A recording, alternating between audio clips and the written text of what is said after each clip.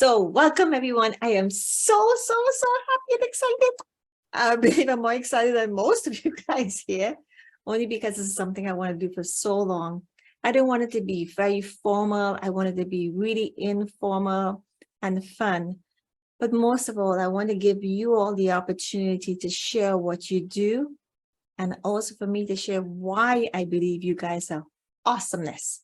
So I want to thank you for taking the time. You know, Caroline, you're here from New Zealand. And, you know, if you guys could shift, I can actually, I don't know how I get to, let's see if I can pin everyone here. Let's see, bear with me. I don't usually do this. So then we have James. So, and we have Ameera, we have Jacqueline, we have Allister Caputo, who will not be joining us today, and Gloria Small. So the reason why I wanted this so much to start the first annual Olive Media Recognition Awards for you amazing people is you all are philanthropists. You all do so much work in the community. And when Caroline was talking to me about some of the stuff she was doing, and her story is incredible, and I know she's writing her book, and everybody should be writing their books. I keep saying that. I am so proud of you. And she sort of stirred up something in me, and I said, you know what, I'm going to do this, even if it's just for her. So in my mind, a few names came together, and it's 7 of you for the moment. And maybe every 2 months, we will add to that list. Incredible. I know many of you are being recognized now, being hosted on events, as well as interviews. You know, I don't like the word podcast, but for this, I'll say podcast. And it's great to know, and I want you all to be highlighted and recognized even more so for what you do. Just like we got James and Jacqueline together to work together in terms of how James could help Jacqueline for funding for the organization she's working with, the youth, the young boys and kids in Uganda and so forth. And this is why Ameera is, oh God, I don't even know the list Ameera does here in Canada for everybody. She sponsors everybody's event. She's always there. You know, she is a hero in her health, just like Caroline and every one of you. And it's incredible because you all don't stop. And this is the reason why I wanted to do this. So without any longer sitting here, I'm so excited. I'm just speechless. I didn't plan anything. I have nothing in front of me whatsoever. So this is just on my head. So to me, it means a lot. So if I tear up, or if I get emotional, if I screw up, hey, it is what it is. So let's start with James because of the situation. So James, congratulations. You all got your certificates. You saw it before, and I want to say congratulations to you. Yeah. So first, why don't you tell us who is James and where you're from and what you do? All right. Thank you, Dianne. And wow, this is one of a kind. And yeah, it's actually beautiful and how you make people feel. And through these events, just by organizing this. And this is my first recognition in a long time. I think the last time I had the recognition was through BNI, and it was amazing. But this is special, special because of everyone here doing special things, in the life of people in their own life as well. And that's really a big thing to me. It means a lot to me today. And I just want to say thank you for hosting this. Thank you for the recognition, and for everyone also that has been recognized for their beautiful work, So my name is James Ojar, and I'm here in South Africa. I'm originally from Nigeria. So I'm a solopreneur, and a real estate investment consultant in South Africa. So, which is also open to everyone globally who wants to, who has the interest to invest in South Africa property sector. So, but my passion lies in human connections and how we can, come together, form meaningful collaborations to create a better world for everyone. That is where my passion lies. So that's simple biography about me. I'm not really good at speaking about myself and what I do. So, but like Dianne says, so I'm working on a project to help organization around the world, humanitarian organization around the world, to facilitate funding and also to create a support system for their growth and also to scale their organization. Because many years, humanitarian organization has been been pushed back, whereby they are nowhere to be found, and they depend on their own resources, and most of their resources also comes from volunteers and donations and stuff like that. But that is not easy to secure, or that is not even enough for the incredible job they are doing in their community. So I would just like to say, let's imagine a world where the essence of humanity in its most authentic form intertwines seamlessly with pursuit of greatness. So it is a realm where collaboration surpasses competition, where compassion reigns supreme, and where achievement is a collective victory. So this is the world we can create through the profound magic of human connection. So, and that is where my passion lies, and that is what my mission is all about, just to bring people together to make magic in our community and in the life of people. Thank you.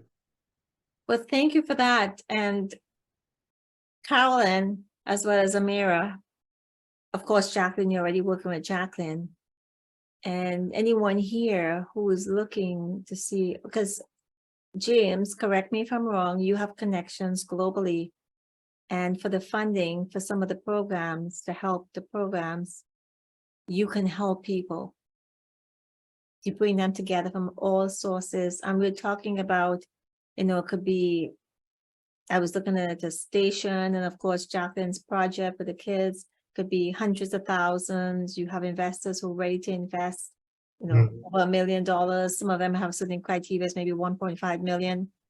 But you can bring these people together. So I would suggest that you all knock on James's door. I don't want to put my foot in his mouth, but knock on his door and see how he can help you all globally. And this is why I want to do this. So definitely Carolyn is knocking on your door, James. See that. Thank you.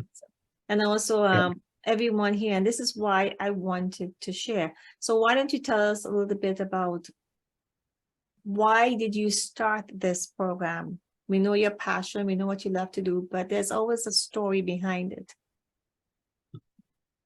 Yeah, wow, yeah. I think why my why has been fueled by resilience and also being coming from a very humble background, and also coming from Nigeria, and I've been in South Africa for 10 years now. And all I've been doing my life is just to stir up my human spirit, to awaken the greatness within me, to say, okay, I want to make a difference in this world, but how can I do that? And when I first came to South Africa, I founded a business, which is manufacturing of cleaning detergent. And and I believe that like Jacqueline can relate to story of being a foreigner in South Africa.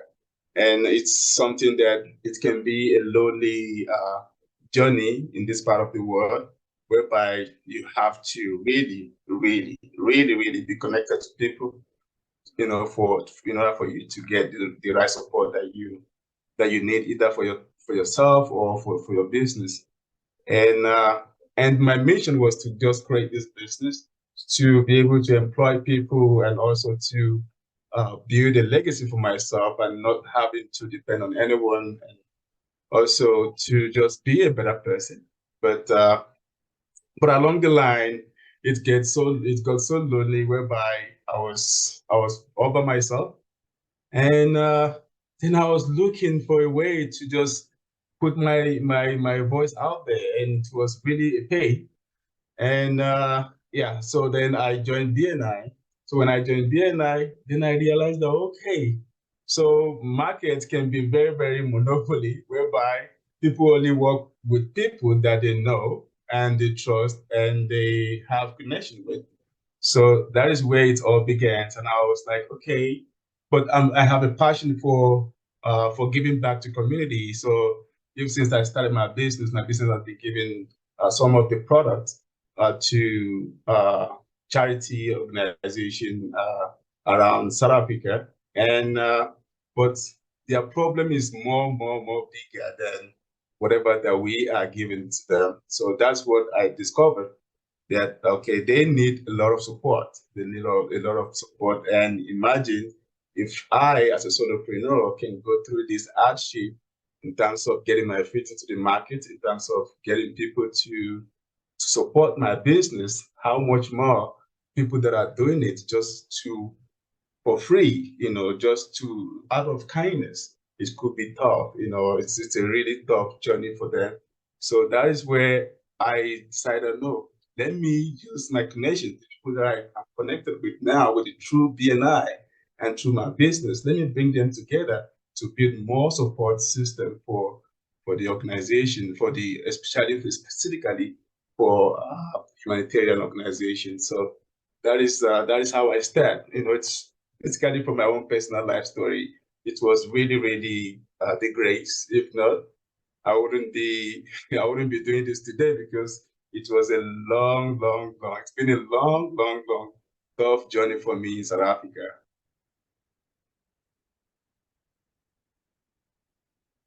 You're muted. Thank you. So don't you all believe that James is one of the 7 people here to deserve to be here? At least I believe so, because he is a powerhouse. He's a power connector. He's a philanthropist. But most important, every time I knock on James's door, his door is always open. He may not answer me the same time, because he's always on all these different groups. I know, because I'm part of them. That's how he introduced me to some of the groups. But he's always there and always willing to have conversations with everyone. So did you want to say anything, last things before you I know I know you have a power outage issue there, so don't want to Yeah. back, but I is there think anything you want to leave with everyone? I think Inspires you, maybe a quote, something, how to get a hold of you, what you're willing to offer them? Yeah, it's still my code, the code that I just read now. Maybe if I can just, for the sake of Allister, I can see Allister is on the line. It's just what I've written. It's also part of my book that I've been writing so far as well, and also being a contributing author to the Share of Prosperity by Dr. Cass. So anyway, so it says that imagine a world where the essence of humanity in its most authentic form intertwines seemingly with the pursuit of greatness. It is the realm where collaboration surpasses competition, where compassion reigns supreme, and where every achievement is a collective victory. This is the world we can create through the profound magic of human connections. So how are we making that? How are we connecting with people to make a difference in the life of others? How are we? The question that I'm just going to leave us with today is, how are we connecting with the world to make the world a better place? Thank you. So, and if anyone is into making the world a better place and looking for support, I'm all hands on. I believe that my purpose in this world is to be a destiny connector. And I believe that today, even as I this week, I've made quite a few number of connections in terms of multi-million-dollar projects. But that is that is still ongoing and still just the beginning. So, but it's not about the money, but about my passion for humanity and how two or three can gather to make a magic. So that is what I would really love to say now before I get caught off. And maybe I can join later if you guys are still on. Yes, absolutely. Thank you. How, two or three gathers, what we're doing right now. And you and I have a lot to talk about in terms of where I'm going with so many things. So thank you so much. So congratulations. This is just our way, not only me, our way of saying thank you for what you do. And I speak on behalf, I'm going to be bold, for Jacqueline as well, for the time you're taking to work with her. And I'm hoping that you will be able to work with everybody here. Definitely so. So thank you so much. Congratulations. I'm so thrilled. You have no idea how happy I am that you took the time to be here today. I really, really appreciate that. Thank you. Thank you so much. You're welcome. Okay, Miss 4 o'clock in the morning. Yeah. I want to say thank you so much, moms for actually being here, waking up so early in the morning to really be here. You're the one who inspired me to really always want to do this. I do it every so often, but definitely to do this particular piece of it. So thank you for setting the time and being here on time, Carolyn. You mean the world to me. You have known that for many years. We always get emotional when we talk. Go way back. You're the one that we went through some ups and downs, many ups and downs. So apart from that, so tell us a bit about yourself.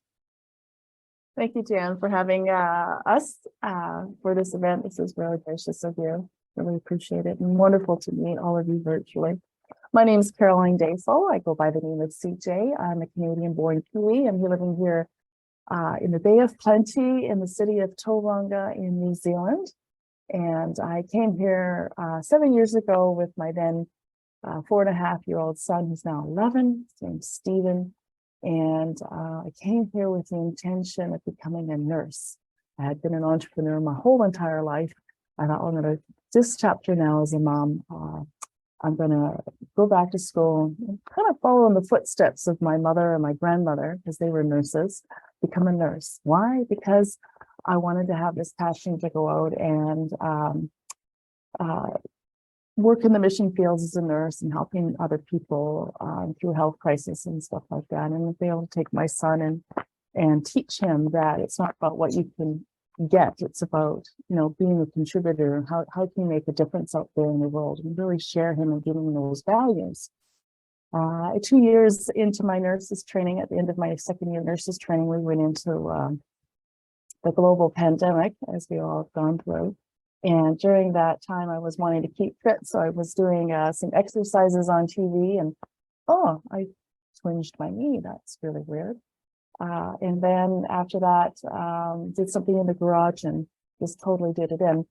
And after a period of time, I was told I could not go back to nursing. And so I was absolutely devastated. But being a woman of faith, God closed one door and opened up another. And while I was working for another charity, I got the phone call from the hospital, and then everything else went in a new direction. It was absolutely stunning. So tell us why Moms for Mom? How did it come about? Well, Moms for Moms came about because, initially just started as a grassroots community initiative. One of my business mentors in Toronto, he says sometimes we just slow it down. We always think things and we always want to figure it all out before we start. Sometimes just say yes and just figure it out as you go. So he was always ringing in the back of my head. So when I got this phone call, she was looking around for support for a mom from India. She and her husband were here on a work visa. They had twin boys and they had nobody here to support them. And they were in the deep end of the pool. Mom couldn't go back to work. Obviously, she had the twins, but dad needed to get back to work because here in New Zealand, if you're a migrant on a work visa, there's no fallback. It's just you in the world. So it was important for dad to get back to work. And but mom really needed some help. She couldn't do it on her own.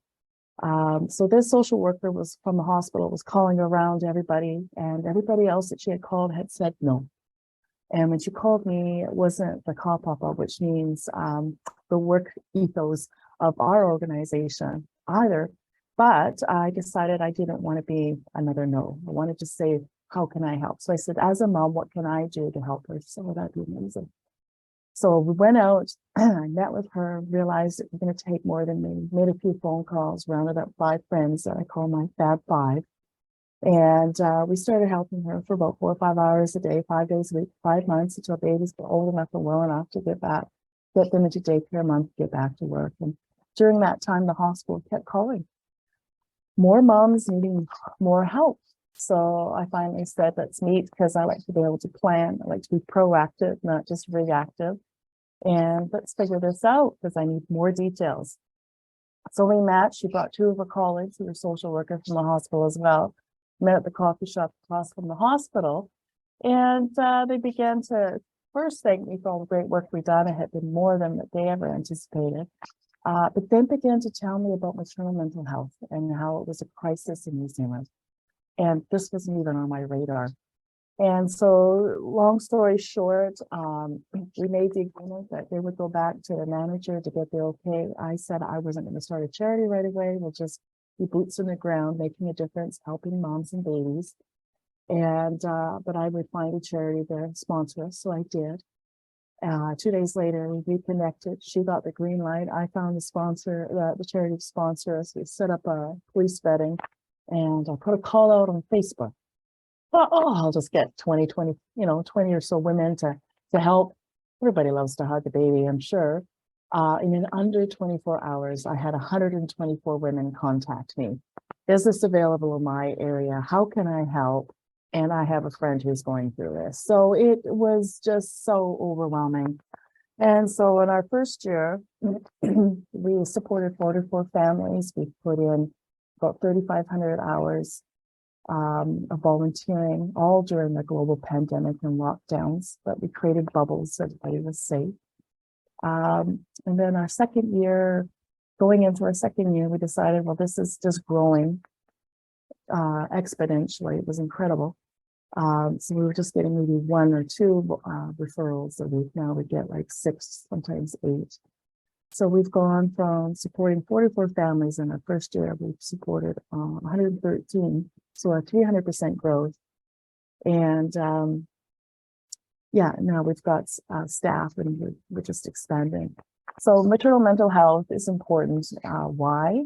Well, because it's affecting moms and babies, and that's the core of our community, isn't it?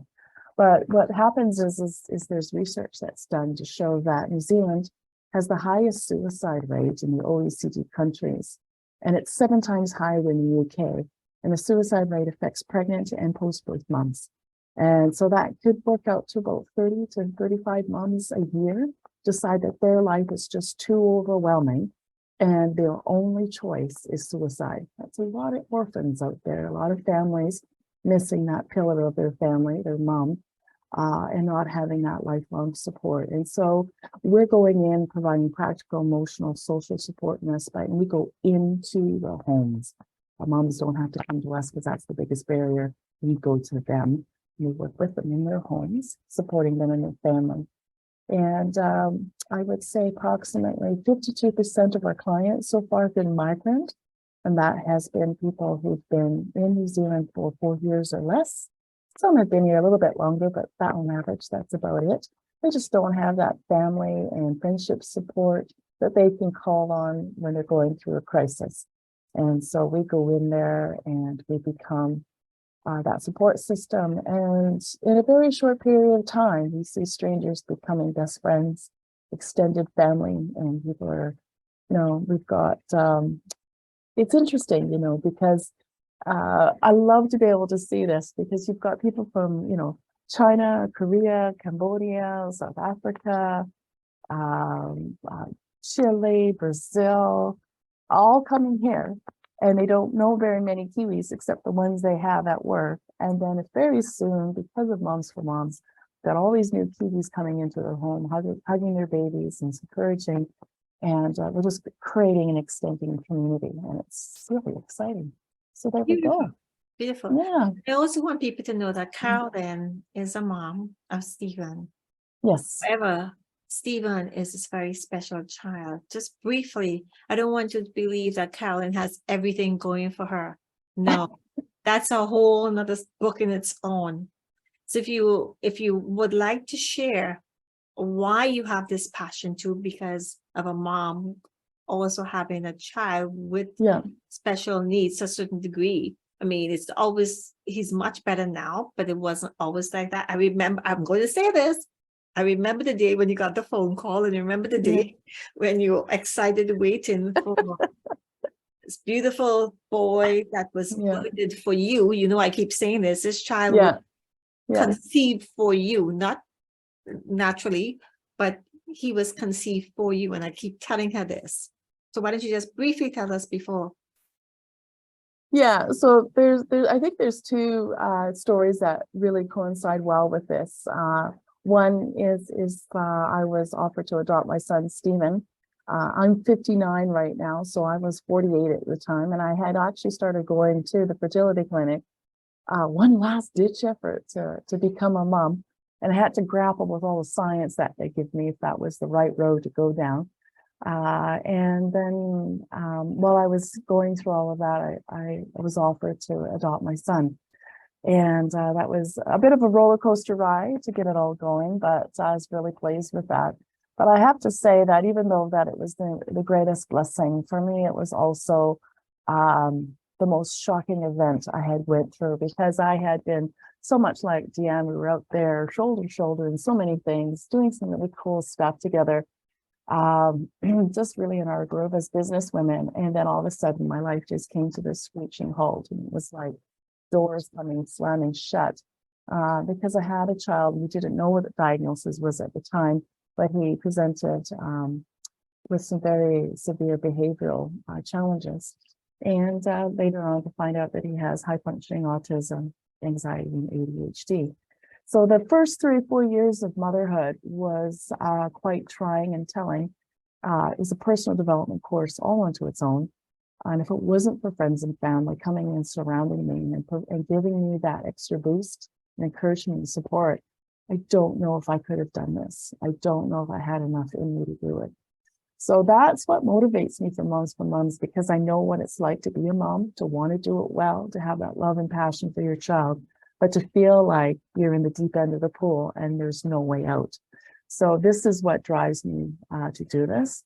What the cool blessing is you go from a woman such as myself, who's suffered multiple miscarriages and other sad things, and didn't go to baby showers for more than 15 years because I held that grief inside me for so long, to go from holding my son and being a mom to him to my first year, a couple of years when I was working the front lines doing the intakes with the moms, I've held in my arms 72 babies.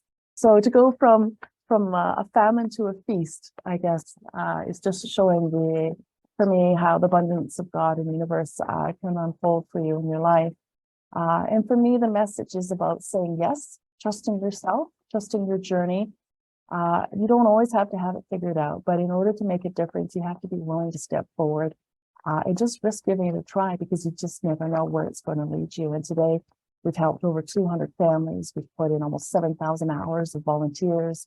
We've got a team of about 130 volunteers working with us, and I've got 4 staff. So to go from where we were 2.5 years ago to now, I wouldn't have dreamt it. It wasn't on my radar. But by saying yes, it has empowered me to be a huge influence in your maternal mental health. And we've been collectively as a team making significant impacts in the trajectory of many people's lives. And it's quite an honor and a privilege. Thank you. That's your book, From Famine to Feast. And then you put your tagline. Because Carolyn, you have struggled. You have been through the ups and downs. And I want, if it's one person who is a survivor and a hero, it's you. I've known you for quite a long time. And I'm always proud of you. We have our moments. We both had our moments. But to see where you are now, and happy, and your son is doing amazing. My boy, I Yes. remember babysitting him and so forth. Yeah. Ken and I babysitting him, remember, and all of that. Yeah. Definitely so. So thank you so much for sharing, and congratulations. You deserve it. The whole organization deserves it. The Moms for Moms, this is on behalf of us, and Moms to Moms, and every one of you, definitely connect, see how we can take this to the next level. Maybe the idea in another country.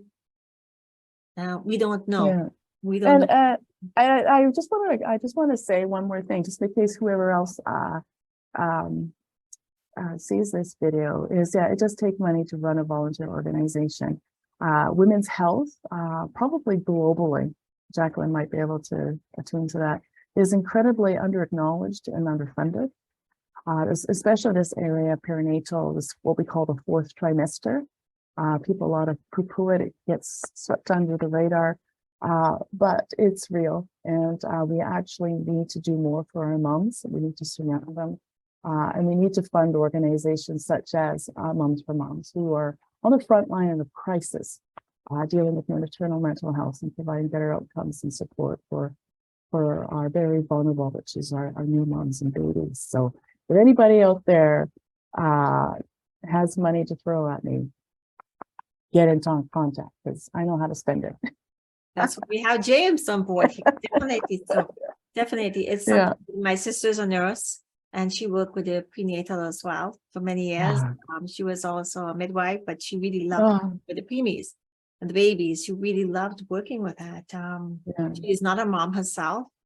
However, everybody's children is her children. So definitely, we will work together behind the scenes with James and anyone else who's willing to, because it's not only New Zealand, we need it every single. Well, yeah, and the thing is, we work with 22 different countries just here in New Zealand. So people from 22 different countries have been involved with Moms for Moms. That's our impact. It's been a global impact locally. Well, let's take it to the next level, however we can do that. So thank you. Yeah. Congratulations. I'm so happy to meet Thank you. you. This is way overdue. Oh my gosh, you have no idea. Definitely. Thank you so much, my dear. Miss Jacqueline.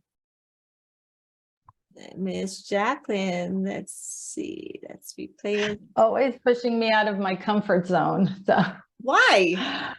Because, here I am having to talk about myself. Well, and perfect, because it's not my favorite thing to do. It's not anyway, but thank you so much. You're welcome. However, it starts somewhere. Thank you so much for this. It really does mean a lot. From me to you and everyone else, it's like I said, people don't know what you do. You don't know how you can get help. And I know you need help. And I know every single one of you need help, regardless how professional you are or what you do, or you make the money you don't, you still need help. End of the day, end of story. So why don't you tell us a little bit about you? There you have it. So my name's Jacqueline Wolfson, and I grew up in a small town in New Jersey. Very privileged life, didn't really want or need for anything. Went to university, moved to California, was in the entertainment industry, moved back to New York, started a personal concierge business. It was one of the first ever to be started, and spent 20 years making the impossible possible for very rich people, and did very high-end travel. And with doing high-end travel, I got the luxury of going on trips to fabulous places and not having to pay for them. So for my 40th birthday in 2008, I decided to go to the continent of Africa and spend 3 months there. Went on safari for 6.5 weeks and did charity work in Uganda. Never did charity work before in my life, and thought, let me try this. Told my friends I'd be living in a village, bathing out of a basin, no power, and everybody thought I wasn't going to last very long. And upon my arrival, I really wanted to get out of there as quickly as I possibly could. So called a friend of mine who is a mentor, told him that I wanted to leave, and he convinced me to stay for a couple of days, which I did, and fell in love with Uganda. And part of the volunteer work was for an orphanage where this woman had about 250 kids, all living in squalor. Nobody was going to school. And so just was fascinated by the intelligence of so many of these kids and wondering what's going to happen to them. So I kept going back and forth from the US to Uganda. And in 2015, I decided to launch Shule. And Shule was first basically founded on the principle we were going to build schools, and I wanted to build quality schools. And I came up with what I thought was this amazing model, and nobody got it. Nobody wanted to support it. So, and I was still doing my concierge business. And then a friend of mine said, you should do a program so you could show people that if they gave you money, you knew that you would do something with it. So in 2016, I hosted a Christmas party in one of the largest slums here in Uganda, and it was for street children. And at the time, I knew nothing really about street children. And so 500 kids showed up at this Christmas party, and it was incredible. And the majority of the children that showed up happened to be boys. And these were boys who were skin and bones, and they all had their hands near their mouths. The majority of them did. So I quickly learned that they were sniffing something called mafuta, which is a combination of jet fuel and industrial glue. And these are kids that run away from home for various reasons. I think the core of it is bad parenting. You know, whatever the catalyst for being a bad parent is, but it definitely comes down to parents not really being able to provide their children with what they need as children.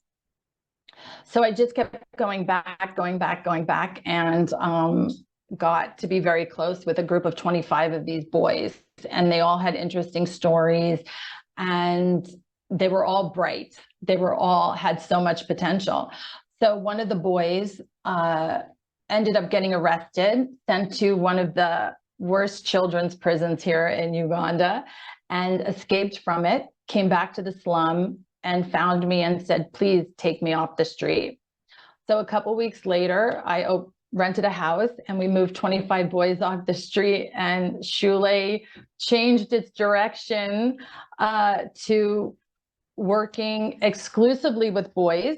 And these are boys that we call invisible street children because people don't see them. They're not begging, they're not out and about. They actually stay in the confines of the slums. And they are really looked down upon. Nobody likes these kids, nobody. And they're abused and they're taken advantage of. And when you take them home, it's quite difficult because, and rightfully so, these kids have caused so many problems at home over the years that the parents don't really want to be involved with them either. So we created this home for them, and our key pillar is education. So we figured out ways on how to get them sponsorship and send them back to school. And that was either formal education or vocational. But as we were growing, you know, this is a place where on average 9 kids come to the city every single day. So it's an ongoing problem, and it just never, there's no end to it. But there were certain things that I realized that we were missing that would be very beneficial for these kids. And that was ultimately, how are they going to make money? Because that's really the driving factor. Our boys are smart. Could one of them be president one day? Yes, but the majority of them just want to know, how am I going to make a living and survive? So over the last year, after COVID, because COVID really affected us, and Uganda had one of the most severest lockdowns around the world. We were locked down for almost 2 years. People weren't allowed out, and kids were starving. So we were able to feed 250 kids a day throughout the lockdown. And it was during that time I was able to reevaluate where we were going to move forward when the structures of the pandemic were going to be lifted. So we got a couple of computers that were donated. So we're launching a computer school for these kids. We're going to teach them IT. And we just got a amazing men's church group in Georgia who has taken this on and are determined to fund that program, which I'm so excited about. So hopefully within the next couple of months, we'll have our pilot project off and running. Then we have a boy, his name is Dan. He's been with me from the beginning. We've had our trials and tribulations, but he's always done tailoring. So he's finally graduated from tailoring. And I was like, well, okay, what are you going to do? How are you going to make money? And he's like, oh, I'll make suits and I'll do this. And I realized that that wasn't going to be able to sustain him. He was going to end up still living day to day. So we came up with an idea that we are going to make men's walking shorts because men like walking shorts. And here in Uganda, most of the clothes are secondhand and it's really hard to get brand new clothes. And the men seem to like these walking shorts. So we pulled 2 of the other boys that had been in our program that had gone home, and they're kind of they were sitting, and they have some interest in tailoring. So they're now in this house. We got a professional teacher, and we have this teacher who is teaching them exclusively how to make these men's walking shorts. And once they get to perfection, we will move them into the Shule fashion workshop, and we'll start making them, and we'll pay them for them. So we're doing that. We opened a nail salon because here in Uganda, you see a lot of young men walking around doing manicures and pedicures. And I thought, oh, that's a good way that these kids. So we opened a nail salon, and we have 3 boys that are graduating that we'll send back to their areas with kits. So they'll be able to start making a living. We hope they take advantage of it. And then the thing that we were discussing with James is we also have a farm, and we're working on doing a poultry business where we teach the boys how to operate and manage a poultry business from beginning to end. So we're looking for funding for that in order to create that. But agriculture is very expensive. They sit there and tell everybody they tell everyone, you guys just farm, but it's quite costly endeavor. So James and I are working together to make that happen. And why boys? Because 98% of the kids that live full-time on the streets are boys.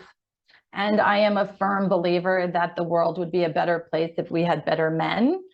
And it starts with rearing our boys properly. So Shule Foundation is determined to graduate a bunch of socially aware, financially independent gentlemen.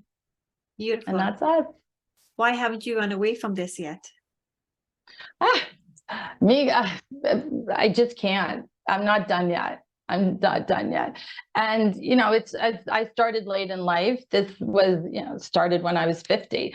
So it's like it's not the last chapters, but I hope this is the end of the book. And I hope that, the book ends with at least changing a handful of lives if we can. So that's why. Thank you. And I want everyone to know that you live in the States as well. Yeah. And put everything that you have of your own into doing this. Yes. Pretty much, this is who you are. This is your family. This is your everything. Is there anything you want to leave with us? Just thank you for the good work everyone else is doing. I live in in Uganda, you know, I walk around the streets all the time and question, and then on Instagram and stuff, question humanity all the time. And so to meet people who are doing good things, you know, it just kind of always brings me back to, there is a human aspect here in the world, and there are good people doing good things. And because sometimes it's really hard, you can really lose focus when you're surrounded by so much poverty and stuff like that. So But the this last is thing I'm great. going to ask you, the last thing I was going to ask you is, what keeps you going? What is your drive? What is your fuel that drives you? What gives you comfort? What inspires you? You know, I think the boys keep me going because they're at a crossroads now, and so they keep me going, and I really want to see what kind of men they do turn out to be, turn into when they grow up. So they keep me going. And you know, I don't want to fail. I don't want to fail. So that You know, we keeps have me talked going. about that. There's no feeling. Yes. You know, you're a mother. No, You're a mother to but every one of them. yeah, so it's just, that's it. I want, you know, and it's hard to explain. And sometimes I just feel it's really hard to capture in words what that motivation is. And but Beautiful. it's definitely the boys. And I'm surprised that they haven't come in, because it would have been great to introduce you, but they must be watching a movie or something. Thank you so So, much. yeah, You know, we always thank you. say we never know why it is now, you know, you have all these kids, Carolyn, you have all these kids, you know, when you couldn't have kids. I mean, like I said, I know Carolyn's story really, really, really, really well. Mhm. And now you have so many kids beyond, and we know that you've been chosen for a reason. Your life's destiny and purpose is not by chance. So, Mhm. you know, Jacqueline, I love you. You know, we got to know each other not so long ago, and we've had very deep conversations, obviously. But what you do to pick up your life Mm. to New York, to move all the way across, forget about everybody behind you, and just do what you got to do, because regardless, against all odds, Mm. this is what you do. This is why we want to do this. Let people know what you all do. This is why Yeah. I wanted to recognize each and every one of you, because you guys have been part of my life. I Mm. know what you all do. And if you know, James and Carolyn and you all get together in some way, shape, or form. And moving forward, even with this recognition, you know, I'm not really big on the awards and me, but I like to recognize people. Maybe collectively we can do something on a bigger scale and bring more people, even the people who work with you all, Carolyn and everyone behind, you know, like people like Wayne and everybody who's behind, and we can recognize them. Maybe that's one of the we can do down the road, because we're not a team, we're not an island, right? And this is one of the things. Yeah. And this is like an alumni now. So what's the synergy of this alumni Yes. and what we can do to make a not just local, Absolutely. but a global, whether it's even just changing people's thought patterns to be able to risk the impossible, to see what could happen. Just taking that risk and giving that chance will be a measurable difference. Jacqueline, is such applauding you, and my heart just goes out to you, and I'm just so proud of what you've done. It's just so incredible. Thank you. It really shows, you know, there was Martin Luther King's one of my favorite people of history, and he's quoted often with, if a man doesn't have a cause worth dying for, he's not worth the skin he's in. And you and I definitely have causes worth dying for that are close to our heart. That's what motivates us, because we can see this change that we're making in each little life. And we know that one little person eventually is going to have children and grandchildren and a legacy to live a lifetime. And we're really impacting the future generation by working with the children that we have in our scope right now. So Beautiful. And well again, done. For sure. beautiful. And for me, I never wanted to be a mother. I never, ever wanted to be a mother. And so it makes my friends laugh that here I am living in a house with like 15 boys. So it's really kind of interesting how that came around full circle. Yeah, Yes, that's really okay. good. Oh, And it's we beautiful. need to support and lean on each other's shoulder, and two strong women here like you and Caroline definitely should communicate more, because we need the support, because you're pretty much doing this on your own, except you're now getting people to see what you're doing. But unlike Caroline, she still has a tribe that she calls the five whatever. Yeah. But Five you Fam, yeah. pretty much do this on your own. So I want to say congratulations. There's more to come. We look forward to seeing. Don't hesitate to reach out. Sometimes you know where I am. If you need I know. shoulder, definitely so. So I'm very proud of every one of you so far and Thank you. who's coming. And this is the reason why I'm going to keep saying this. This is the reason why I'm doing this. Now, here's a funny thing. Thank you, Jacqueline. Love you.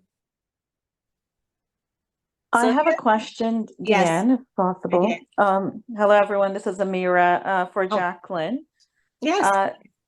Can I ask that question No, now? go ahead. or- Go ahead. We Okay. have time. We have lots of time. Whereabouts is Jacqueline located? And I missed a part there because I got cut off. But what I'm understanding is that, is it an organization where she has or working with children who are boys, or what's that part I kind of miss? So we're located in Uganda, and we are a registered 501c3 in the States, and internationally recognized here in Uganda. So, and we work exclusively with the boys who live full-time on the streets. Oh, So, okay. And the mission is to get them off the streets and reunite them with their families and on some educational path. Be it vocational or formal education. So is it like an outreach where you speak with them? Is there, or do you have a safe facility that you bring them into and getting them into the school system or education system? So we have two facilities. We have a facility that's located in one of the largest slums, and that is, we call it a drop-in center, and it's open every day. And so boys can come shower because they don't really have access to showering facilities. So they shower, they wash their clothes, they can cut their hair. We provide them food, we have counseling, and we have catch-up classes in English, and we have the computers. Amazing. And we have all these other activities for them. And so that's the touch point. And what that does is boys can come, especially if they need medical care. And what you'll see is that some boys will start coming every day, and start to get in their head that they don't really want it. They don't want the street life anymore. So what we do is then we allow them to come and stay at the drop-in center. And from that time, they get more intensive rehabilitation, and we're able to navigate, are they being serious? Are they not being serious? Really what they're looking for. And then ultimately, before we do anything, we take them home to see where they come from, find out the real story on why they might have left, and to see, where the family can participate. So, and one of the biggest misconceptions is these kids are all orphans, and they're not. They all have family members, either it's a parent, a grandparent, an aunt, an uncle, who are willing to participate in the upbringing of these kids. So once we do that, then it's easier for us to navigate how we're gonna step up. And every situation is different. It's not, there's no blanket intervention. So, because every situation is really unique in its own right. So it's really kind of hard sometimes to say, this is what we do, and this is the model that we follow. But the core model is to get them off the streets and get their families, figure out where they come from and get their families involved, and then take it from there. Beautiful. Okay. So thank you. Ameera. That's great. I'd like to connect with Jacqueline. Well, absolutely. Everybody will great. connect with everyone after. Trust me, this is a very unique group, and you'll see why after we hear everybody's stories and how You know, you can get ideas, you can bounce off ideas. You never know where this is going to go, because we really creating a global philanthropy. I don't know, Caroline come up with a name, somebody come up with a name, but we have people from all different backgrounds here, to tell you the truth, today. And it takes everyone to do it. Jacqueline is not the only one. Caroline is not the only one. James is not the only one. How we are working towards making a difference collectively in all areas. So let's finish up the group, and then we will, when we have time, we will answer, connect, and all have some fun. That's the fun part. So thank you so much. I appreciate that. Mr. Coward. Yes, ma'am. Okay. How are you? So I'm going to switch a little bit for Mr. Coward here. Allister, oh my goodness, Yes. Allister and I go, if we go, so way back, as well. I'm going to Notice I've got my Canadian flag in the background. Yes, you have a Canadian flag in the background. Ah, That's okay. right. I want you to know this As well stuff. as your Bayesian flag, I think. Oh, no. Ah, okay. Carolyn's got one too. Yes. So let me ask you this, Allister, and then we'll jump into you, Yes. because you come from a different background. What are you hearing so far? What do you think? Because I know we spoke this morning, and I know you didn't expect this from me. In terms I of didn't expect anything He from. was panicking this morning. And as you know, I was telling you, you know what? I've never really got an appreciation award before, Yes, so it's not the it's new first to time. me. It's new to me. You deserve it. What I'm hearing, for example, you've asked, well, why do you keep doing this? I've heard Jacqueline mention about her challenges in Uganda. Caroline, I've listened to what Caroline, was expressing in terms of her journey over in New Zealand. Wayne Hines, of course, you and I are the reason why he is here. But everyone, I'm Allister Coward. I come from a small African Nova Scotian community in Whitney Pier, Sydney, Cape Breton. And I'm sure that those that are waving the flags, y'all know where I'm from. So I actually grew up in a community that, well, you're asking me in terms of what am I hearing? I'm hearing a commonality in terms of why everyone is doing what they're doing, why they have that calling. And all my life, as I mentioned to you before, I really don't share it with too many people, but I've always had this this calling that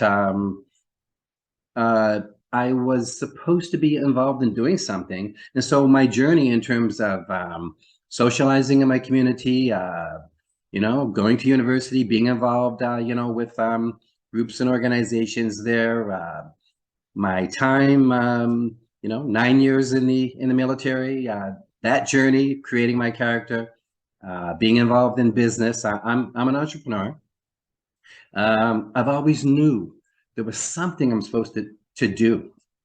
And I could never figure it out. So basically, I studied business, and like Jacqueline said, oh, she did not want to become a mom. Well, I did not want to own and run an accounting firm. I did not like accounting, tax, the whole bit. So my journey was through from Sydney to go to Dalhousie University and basically study business. I wanted to become an engineer. And even before I started, I changed my mind and I just decided to just take business. So to make a long story short, I basically, studied business. I came out of Dalhousie University, had some great job offers. I was working in a community in Halifax, working with people, getting involved in business. And I just decided that the challenge to me did not seem to be the type of challenge that I wanted. I wanted to get involved into much more complex business situations. So I decided, I woke up one day and said, I'm out of here. And I moved to London, Ontario. And I was in London, Ontario for about a year before I came to Toronto. And I went through a journey of, graduating from university, thinking, oh, great, I'm Canadian, I'm going to get a job. I mean, it was a tough time, really trying to really enter into the Canadian business community and work in an office. To drop it to you very simply, it took me about 5 years before I could get an office job.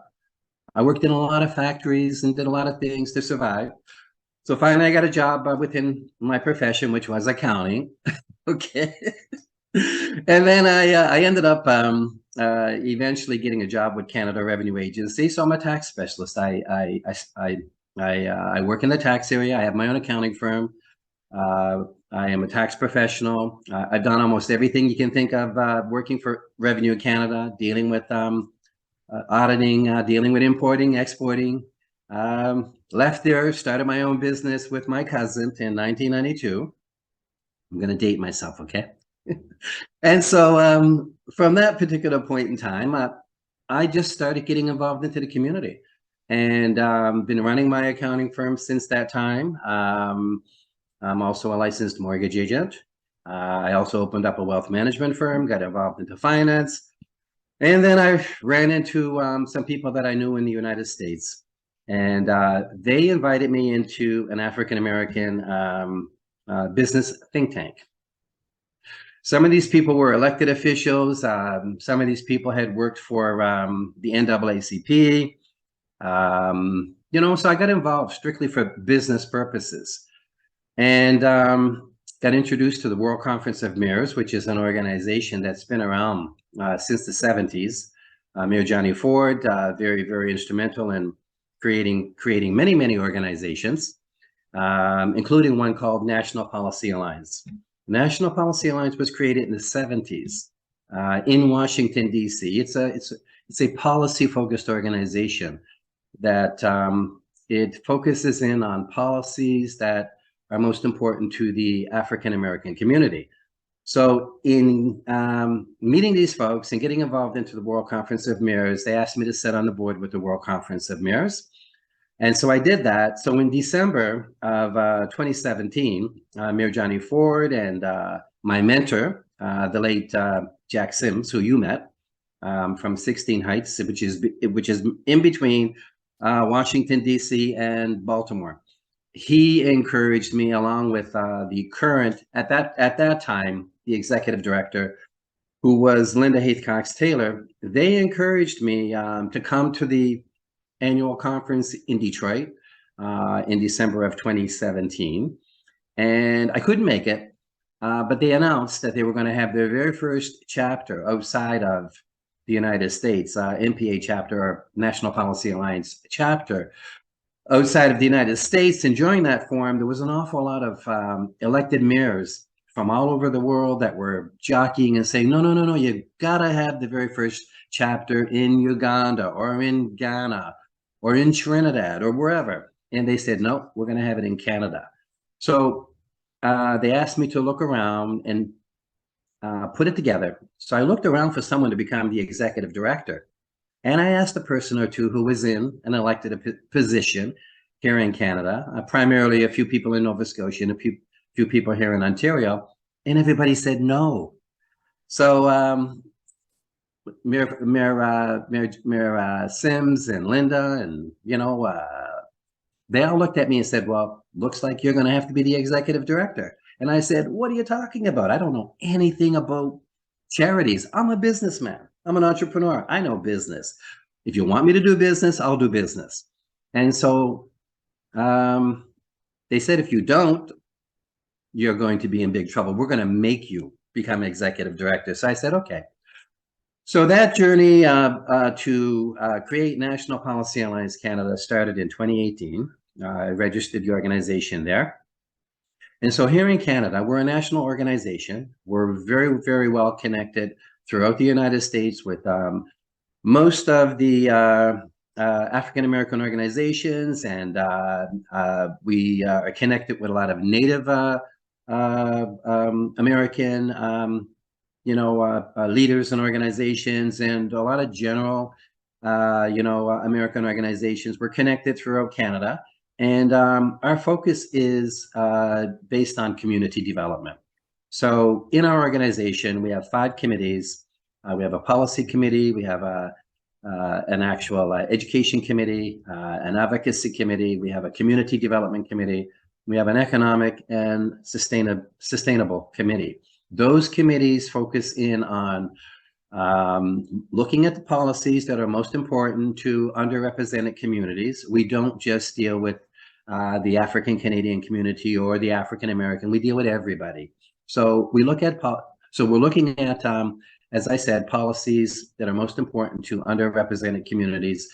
And so those 5 committees, they in fact focus in on developing programs and projects that are going to go out and work within the community that will in fact affect change that hopefully will increase the quality of life of individuals and families. Now, one thing about our organization, we're not a political organization. In terms of advocacy, we don't walk up and down with signs and, beat down doors. We knock on doors and we say, can we sit around at the boardroom table, and let's talk about this issue. So that's basically how we operate. We work with everyone. We don't compete. We work with every organization that's willing to work with us, that in fact is going to throw out that trust and focus in on what their goals and objectives are. And obviously we will assist them in reaching what their goals and objectives are. And we're hoping that they're going to return the same. Beautiful. So that's who National Policy Alliance Canada is. And the latter part of that is that being an entrepreneur, a business individual, I have taken the last 5 years and I've taken a look at our Canadian economy. I've taken a look at corporate Canada. I've tried to understand a little bit more about not-for-profits and charities. And I know there's a very, very sensitive relationship between business and charity. So what I do have been focusing on with our organization at this point in time is we're focusing on education to basically inform and provide communicational messages of issues and things that are important to individuals, families, and other organizations. But in the Economic Sustainability Committee, we have done something that I think is going to be considered to be different, but very advantageous. We've created a business roundtable to where we have been able to assemble 25 entrepreneurs, including you, Ms. Ojar, okay, and Olive Media, and Wayne, of course, Wayne Hines with his company, Truth Communications in 2020. And we have gotten those 25 entrepreneurs who are located in the United States and Canada to work around that, at that roundtable, to network with each other. And I'm reaching out and acquiring contracts for the team to where we're able to really assist individuals, organizations, corporations, to be able to provide them products and services from concept to delivery. So that's what we do. Okay, thank you. So I appreciate that. And he answered probably most of the questions I was going to ask him, but here, okay, so that's from, like I said, this is not scripted or anything whatsoever. Yes. From the very beginning, I knew about this project. From the very beginning, I believe I'm one of the original. Yes, original. you are, yes. On the original. And we've gone through so many different ideas, formats, themes. We've come up with so many things. But one of the things why you were doing it, because normally you would just bounce off ideas, is like everything else we see in business or any non-for-profit, whether it be for-profit or non-for-profit, there's always gaps. Mm-hmm. There's also, even I'm going to say this publicly, even for, from the organization, when you think of it culturally, there's no synergy. There's a lot of segregation, disconnection. And we saw there were gaps. And we were saying, okay, we got to no, don't get me wrong. Over the years, we've evolved in the way we look at things, especially before NPA, the US really came into the play. Mm-hmm. It was bridging the gaps, bridging the businesses together, not to believe. So one of the misconceptions, and correct me here, I'm not here, again, as a disclaimer, we're not here to disrespect anyone. This is not, when we say Black, people call me Black. You could call me whatever you want. Okay, and somewhere I'm white, Black, it really doesn't matter to me. But at the end of the day, we want to bring all the communities together, because we cannot have a Black, we say Black, and don't get me wrong, when we say, we're talking just to distinguish, just for conversation. You have traditional businesses, you have this type of business, you have this type of business, but we want everybody to know how we can work together collectively. And that's the bridge that you want to get. So everybody is inclusive is what I wanted to say. Like my son would say, well, you're being racist because you're saying brown and black. It's just for conversation here, everyone. And that's what we're doing. We want to bring everybody together and even come back from the community, the Caribbean community I'm part of. We have so many separate organizations and one don't know what the next one is doing. So what you've done now is saying, okay, let us be, we all deserve, understand this. Everybody who is here locally or maybe in another country, you know, Ameera and Wayne, we all local, we deserve to be part of that. Ameera, you're going to hear from Ameera in a moment. She's not updated, but she's still here. So I applaud her for that. Regardless how a business is thriving, it can always go to another level. All that can be is because there's something for everyone. If you got 8 billion people out there and you're serving 1 billion, you still got 7 billion out there in a sense, right? What you're doing is you are taking a step and going out there to do the work. So where everybody else can be part of it, but it doesn't stop there. Because now you're pulling in people like, and I'm going to call some names, James Watkins and everybody. James, I love James. I'm going to say this. James is one of you. I am so thrilled about it. I can't wait to see him in person. He's one of the last of the original Drifters, Carolyn. You heard me right. The Drifters and the Motown. These are people who is a pastor, so humble that you would believe that you cannot reach out to them. And want to work collectively, and they have their networks. Allister is bringing all of these people together. Absolutely, and you said a few things that I want to touch upon, and my confidence comes from the fact that in Nova Scotia, when I was growing up, I worked with everyone, every community. We grew up in a community. We try to say Canada is a melting pot. Toronto's a cosmopolitan, a city with 165 languages and people from all over the place. I grew up working with everyone. I come from a family that is both, in my immediate family, we're both African Canadian and European Canadian in our family.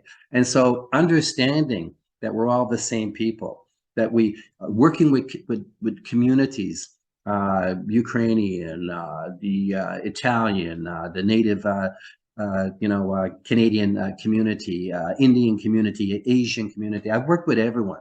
And so that has given me the confidence and the vision that as a Canadian, that our country can be a little bit more inclusive and a lot more productive from an economic point of view if we do get to understand each other and we break down those barriers in terms of where we tend to be afraid of, even although we're talking subconsciously, to hire the best person versus hire who we want to hire, who we know.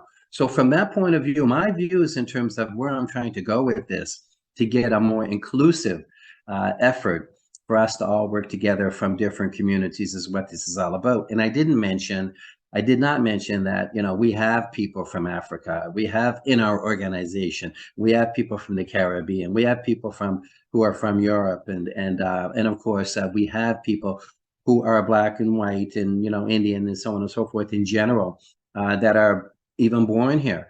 So we are an organization that's focused on truly underrepresented communities, and what we're focused on is in terms of developing business and jobs and informing people about that relationship between business and charities, how it does work in Canada. And based on our business roundtable, as an example, we've all committed to give 10% back to NPA Canada on all the contracts that come in. Now, that's a business model and a charity model that a lot of people in underrepresented communities really don't understand. They don't understand why you should donate to Jacqueline's, 501c3 or to Carolyn's or whomever. So these are the things that through our, we call it North American professional team, we're trying to not only get the message out, but to advocate that we want more people to understand, to give to their not-for-profits, charities, or 501c3s.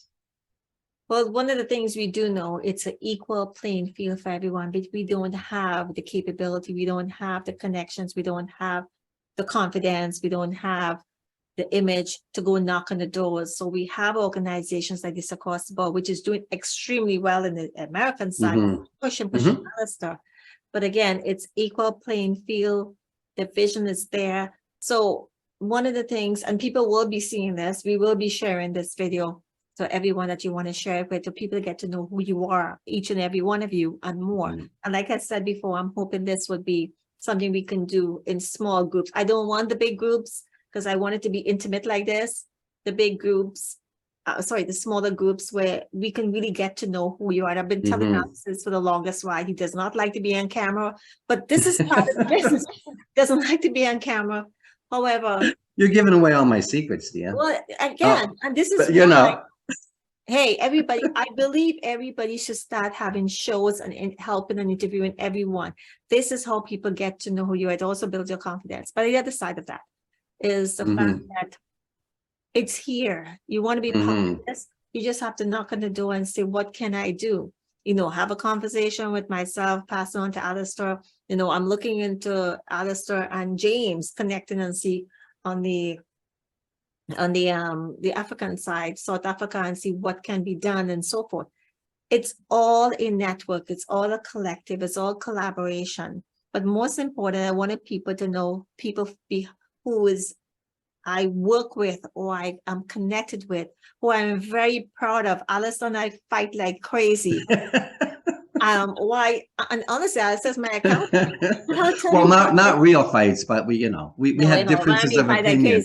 There are impasses, but not real fights, you know. But listen, if I can wait, let me finish. Okay.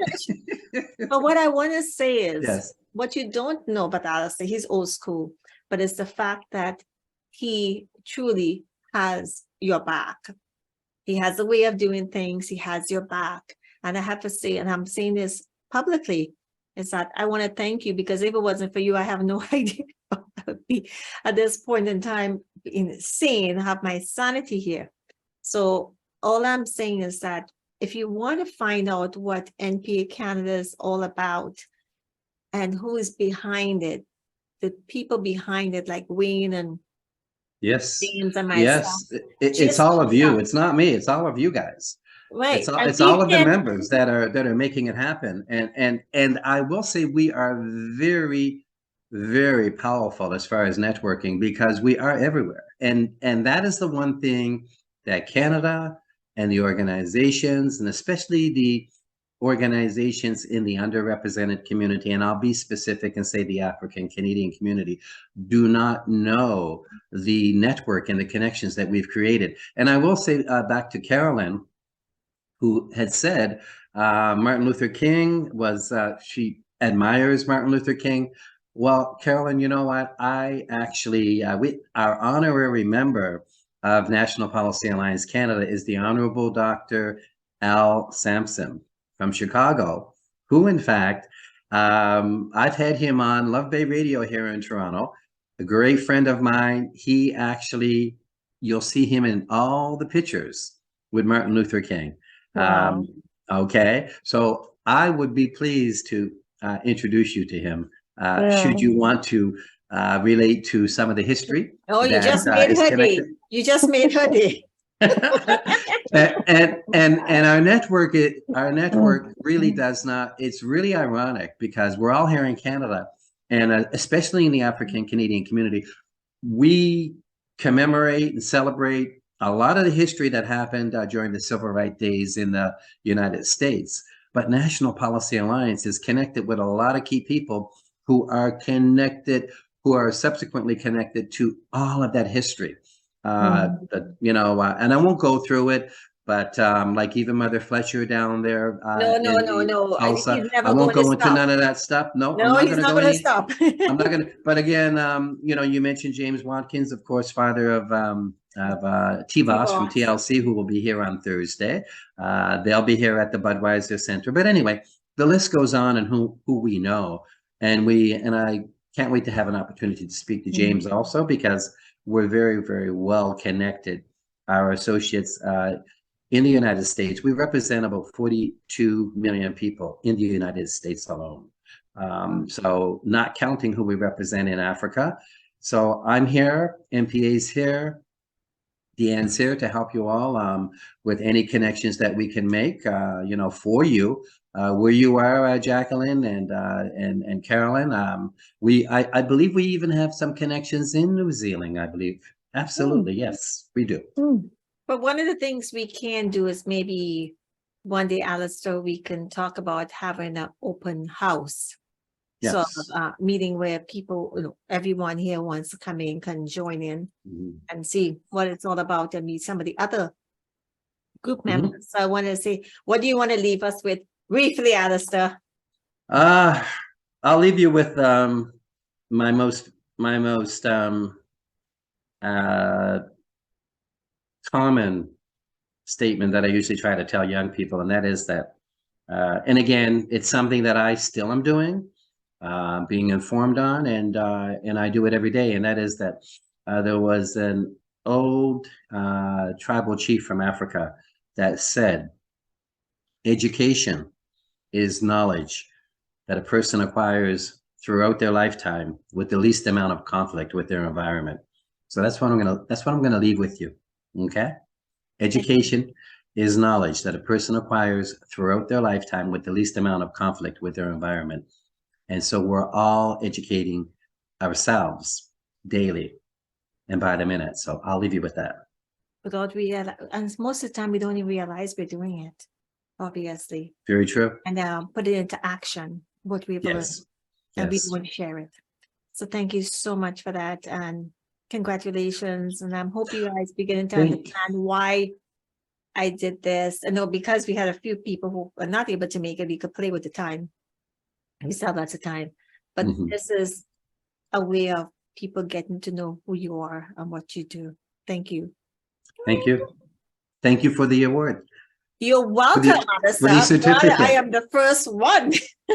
You not the are first probably person the to do first. that. Well, I've received other things in sports and music and No, stuff like that's- that, that's- but you're that's the not the first. same. It's not the same, no. It's not the same, not because I did, it's not the same, but that's a totally different category. This is now in your profession, in your Thank legacy. you. And it makes a big difference now, definitely. So, I mean, I have been Yes, for I many. do have it. There's so many people. I mean, there's 2 awards nomination I'm up for, and one in particular means more to me. Not to disrespect the other one, but this particular one is because who nominated one of my clients, and she's just really adamant about this going through. I was like, okay, whatever happened? Can I say one more thing before in closing? go You ahead. said leave one thing, I'm going to say 2.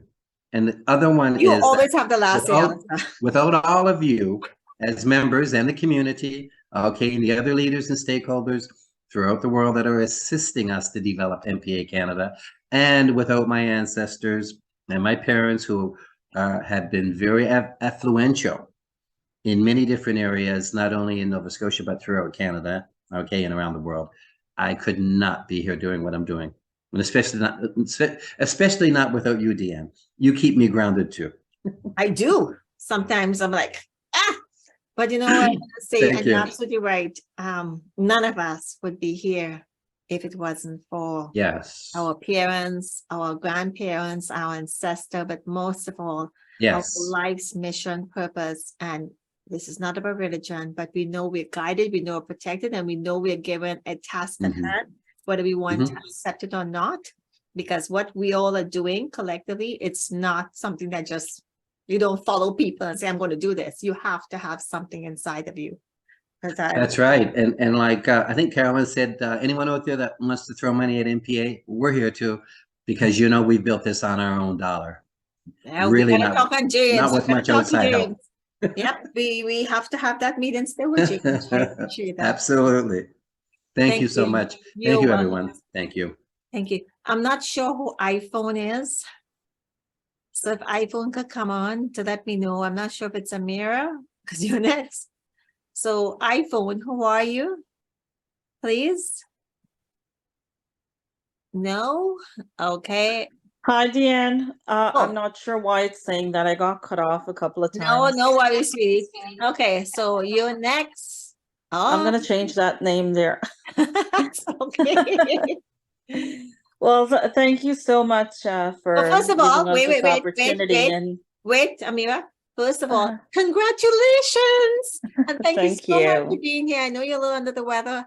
You have been going nonstop, girl, like nonstop. Every event, just be cautious. That's all I ask. Every event, every sponsorship, every person you support, I admire you. You never stop working with all the charity work that you do, collecting clothes, collecting food, and just going, you and your organization. So congratulations. You know how much I love you, each and every one of you.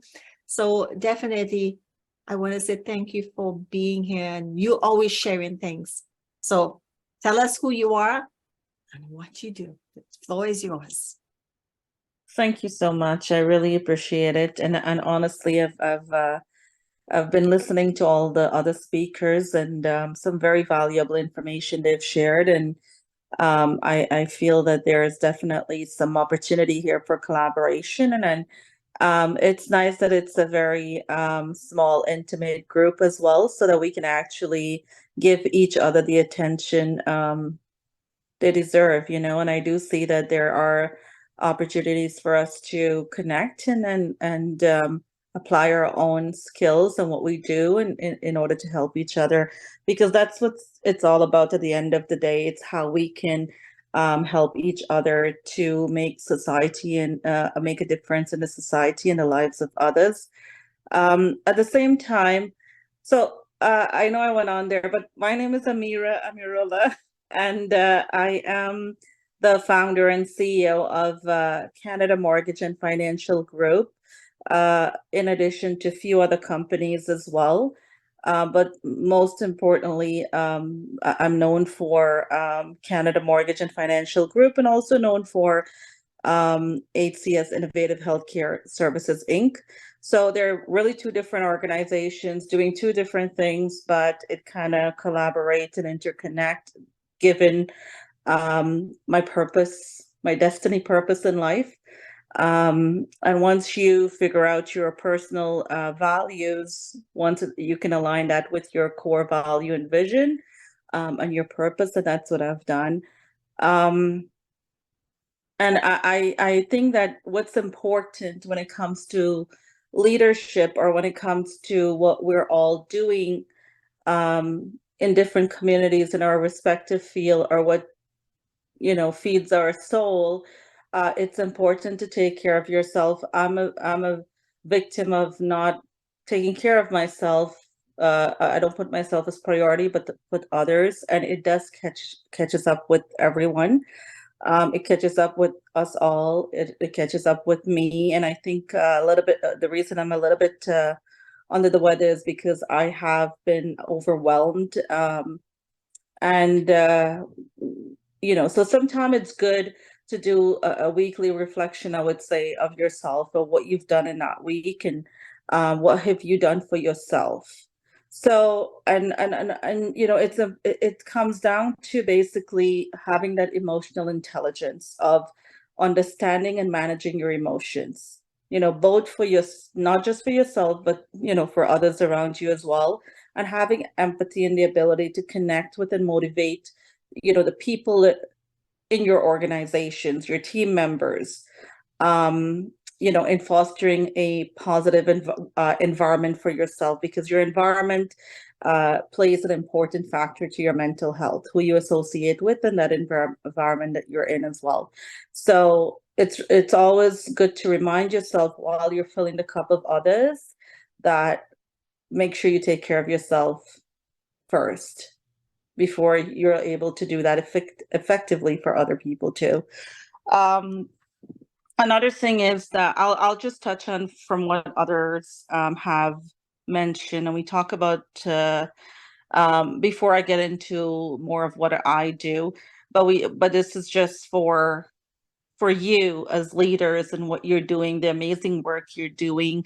And for those that are listening, we all talk about diversity, and we talk about inclusive leadership, embracing diversity and fostering an inclusive work culture, valuing it comes down to valuing different perspective and leveraging them for better decision making. And that helps in building a diverse and inclusive team and ensuring equal opportunities for all. As much as we want to say that, we're all advocate for inclusivity, but there is still, we've come a long way, but there is still that stigma, and there's still that discrimination that happens right here in Canada, right here at home. We see it.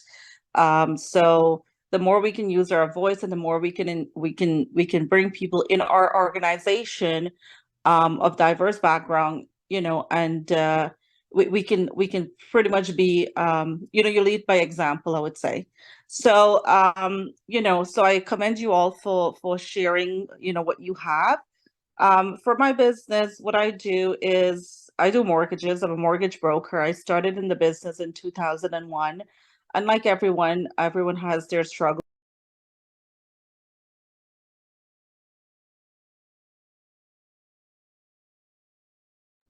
She will You come muted back. yourself. Is she still here? Yeah, she's Ameera, still you're here, muted. You're muted. but she's muted. And yeah. Yeah. And I'm not sure. This thing keeps. I got kicked out like a couple of times. And the camera is not even turning on. I was hoping to turn it on for a little bit, but can you hear me? We can hear you. Yes, continue. Oh, Okay, by the way, wonderful. do acknowledge the fact that your company has been recognized on many occasions and been awarded as #1. Talk about that, because that's a lot of work, and that goes for your team. Congratulations to them as well, because you have always been in the top of your game. So please do make sure I mention it. Thank you. I like to talk about other people and how we can work together and make a difference. Well, if it wasn't for that and you being up there, you wouldn't be able to work with everybody else and have the willpower, the finance, because again, at the end of the day, it's your bread and butter, right? It's what you do that helps you and supports you. Yes, and it kind of interconnect with my core vision. So I started in the mortgage industry since 2001, and I was saying, like everyone else, starting off from somewhere, you encounter certain struggles and battles, but you just have to pick yourself up and move forward. So with my company, we do mortgages in residential, commercial, construction, land acquisition, and it's something that I went into thinking that I will make a lot of money so I can open orphanages and elderly home. That's the reason why I went into mortgages. But when I went into mortgages, it wasn't that easy. It took me years to get to where I am today. And, I'm very grateful for the opportunities been given to me, the people that have trusted me with their finances, and the people I've crossed paths with as well, that allowed me to get to where I am. So, it was not a business where you just go in and you start making money. You had to create your relationships. I was a very, and I would say I'm still an introvert a little bit, because I'm very stage shy. I don't like being like on the forefront of things. And, it took a lot for me to be able to speak publicly. And even now I'm so nervous when I do. Dianne knows this many times, I always like to stay behind the scene. But yeah, no, it just that, I came out of my shell, and people saw me for my authenticity. Like, authenticity is an inside job. And I think that regardless of what your background is, where you came from, whether how much you talk or how much you don't talk, people will see and value, they'll see you for your intentions, and that would help me actually drive my business with compassion and having empathy, and that's actually the driving force of my company. So it took years for me to build Canada Mortgage and Financial Group. I went independent in 2014 after working with other companies, and I've been through it all, where I've been robbed my income earnings, where it's been a lot of challenges. So I'm not going to get into all of that, but I've decided that, you know what, I'm going to start my own company independently, and that's what I've done, and that was the best decision I've made. After that, I've started a lending company as well. So I manage a private lending company, which is CMFG Limited Partnership Fund, and I manage investors' capital, which is utilized to invest back into real estate, invest in mortgages. So now I'm at a place in my life where I've established my relationship with clients. The company is making money, and it's about giving back. So I always remember my core purpose of why I started doing mortgages, why I went into the financial field. I didn't want to go to school and spend like 6-7 years in school. I had the opportunity of becoming a lawyer. I used to work with a lawyer prior to going into mortgages. And I just felt like, I'm going to take a student loan. I'm going to spend 7 years in school. When I'm done, I have to be able to work to pay back that student loan. I didn't have all that time. I had to grow up really fast. I came from Guyana, and where I came from, I mean, I came here, I worked 2 jobs. I had to put myself in school to learn how to use the computer. So it was a lot. I didn't have time to go to school at that time because I had bills to pay, a lot of responsibilities. I was on my own.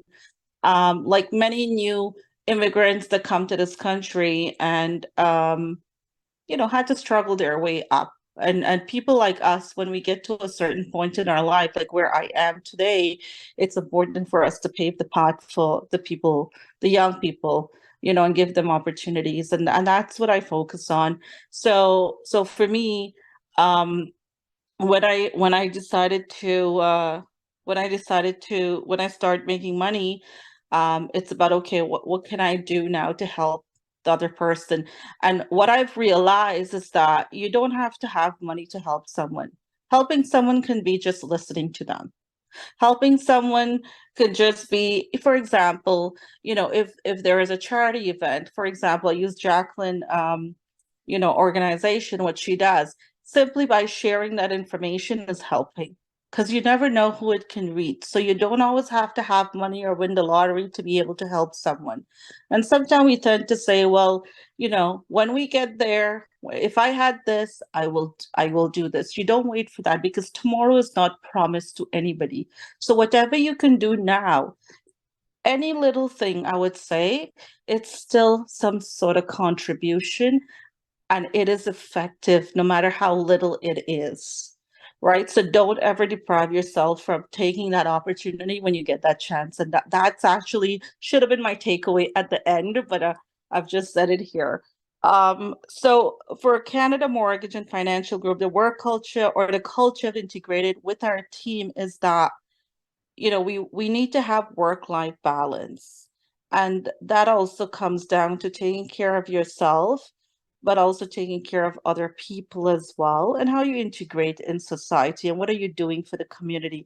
So part of the company's profit earnings goes back to helping charitable organizations, and also bringing our team together and going out in the streets to help people who are homeless, or youths who are victims of sex trafficking. Recently, we had an event last week where with iPartner Canada, that we are helping girls who are victims of trafficking, being exploited, that we're removing them from a community. And I cannot mention all of this because it's very secure, and getting them out of that space into a safe community, and getting them their education. So these are things that I worked on. And why I asked Jacqueline about what she's doing, it's very rare that you hear organizations targeting to help young boys. It's always about the girls, or it's always about the women. So I am very impressed with what she's doing. And I think that it's so important that we have to educate, nurture our boys, and train them and teach them from a young age so that they can become better role models for the next, generation out there.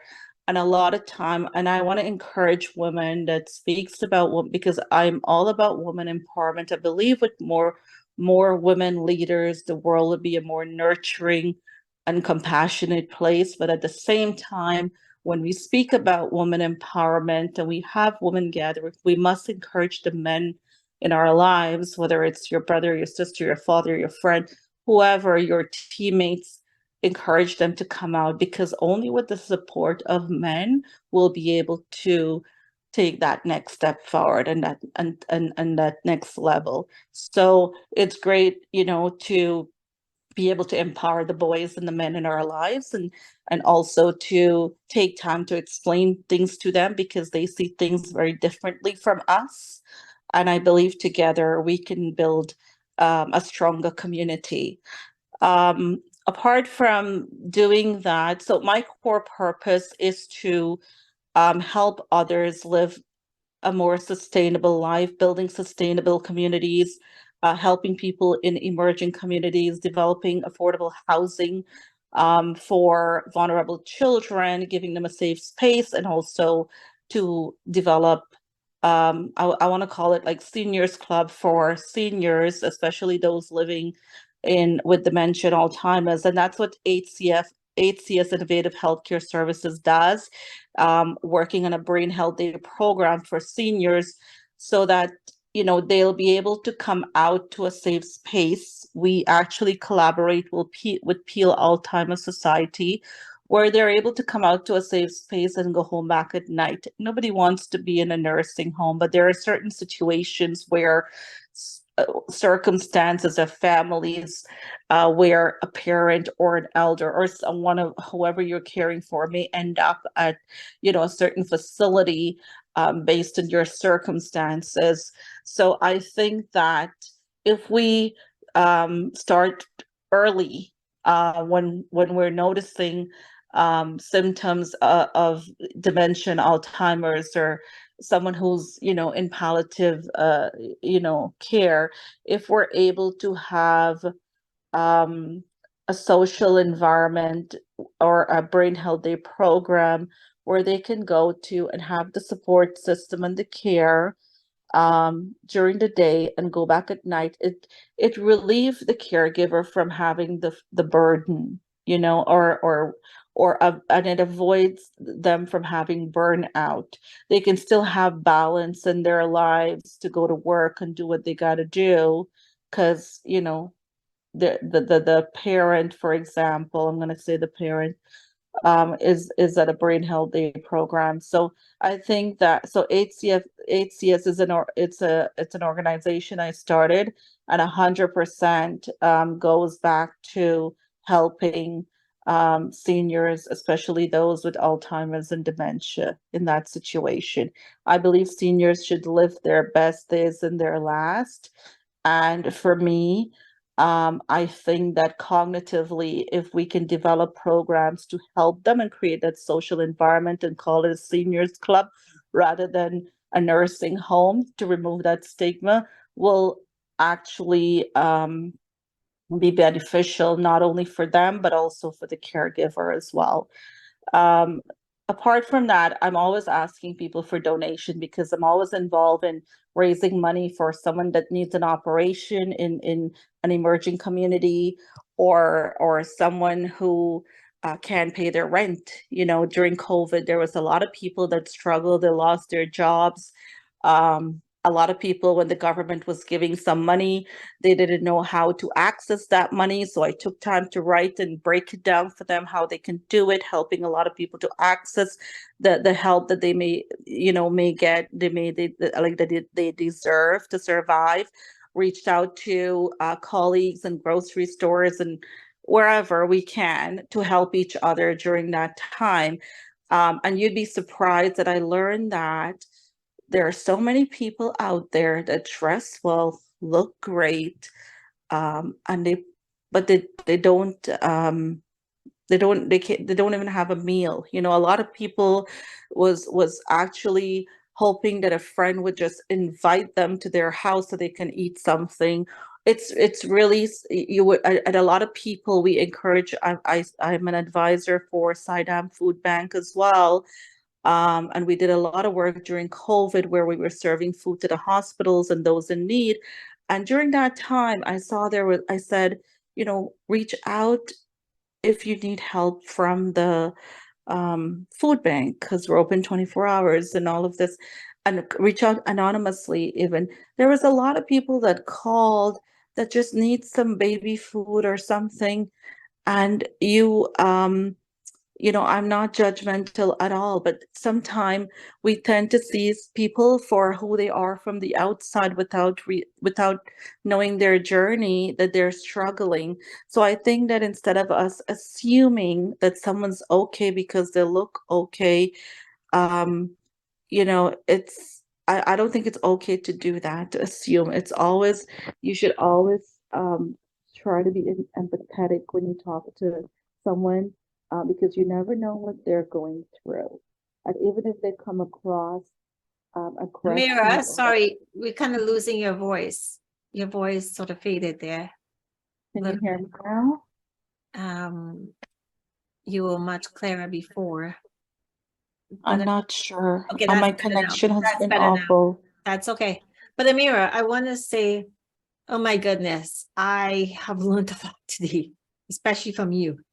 I know you do a lot of things, and I might be out of place saying this, but each one of us, including myself, for everything we do, and yes, life is, and I'll be honest, you know, Allister is here, he knows my story, but he knows my story as well. You know, life may always seem like it's good and we're doing for everybody, but we forget about ourselves. And there are times when I was sick for like a while, but each one of us here, I'm not sure about Jacqueline, but I mean, we have physically, mental, emotional, and we've all been through some type of setback. You yourself, Ameera, through your challenging times, you did not stop. You did not stop. You, I wouldn't say what it is you have. Everybody has had something or had to change their life, but definitely you did not stop, and that's what pushed you through. But girl, I have to say, everybody who has spoken to here today, not to dismiss anyone, but I know what you do. I see what you do. You always invite me to things, and I had something else I had to go to. But I would do my best to attend as many as I can. But the one with the girls, you know, hearing about it even more so, I applaud you for that. And I'm sorry I missed that event. But I am saying to you, each and every one of you, I am so happy. I know a few of them are not here. I know Ken Caputo has this incredible questway in the States as a martial arts teacher, open facility to help young kids with their parents. And Gloria, Small, is in the community. She's doing a private food bank, which is open to everyone, no questions asked, no IDs, nothing. And I actually go there on Thursdays and I pick up stuff for people, including myself. You know what it is for people, and then I have to do drop off. Now it's become part of who I am, because I feel if I don't go, because you don't know, even if they need it or don't need it, and just share it. Why? Because we really don't know what's happening behind closed doors. We really don't know. But it's like, and it's also connecting with people. And I think everybody there knows me now, because I think she's made it known to everyone. But one of the reasons why I'm so happy I did this today is even more so is to hear your incredible stories. And this is when I said to people, even with the book, doing this with the book, it's not my book. I know it's given to me, but it's also given me the opportunity. And this really had anything to do with this, by the way. However, it seemed like it is now, to highlight everyone who is in there, because I respect them, and everybody has a story. regardless. And look at this today. It's a small group. Yes, James is not here because he has it, but everybody is going to connect with everyone and see where we can take it. It doesn't matter if Allister is in mortgage. It doesn't matter if Ameera is in mortgage. It doesn't matter. There is always something that you can specialize in that everybody can benefit from because it's about the community.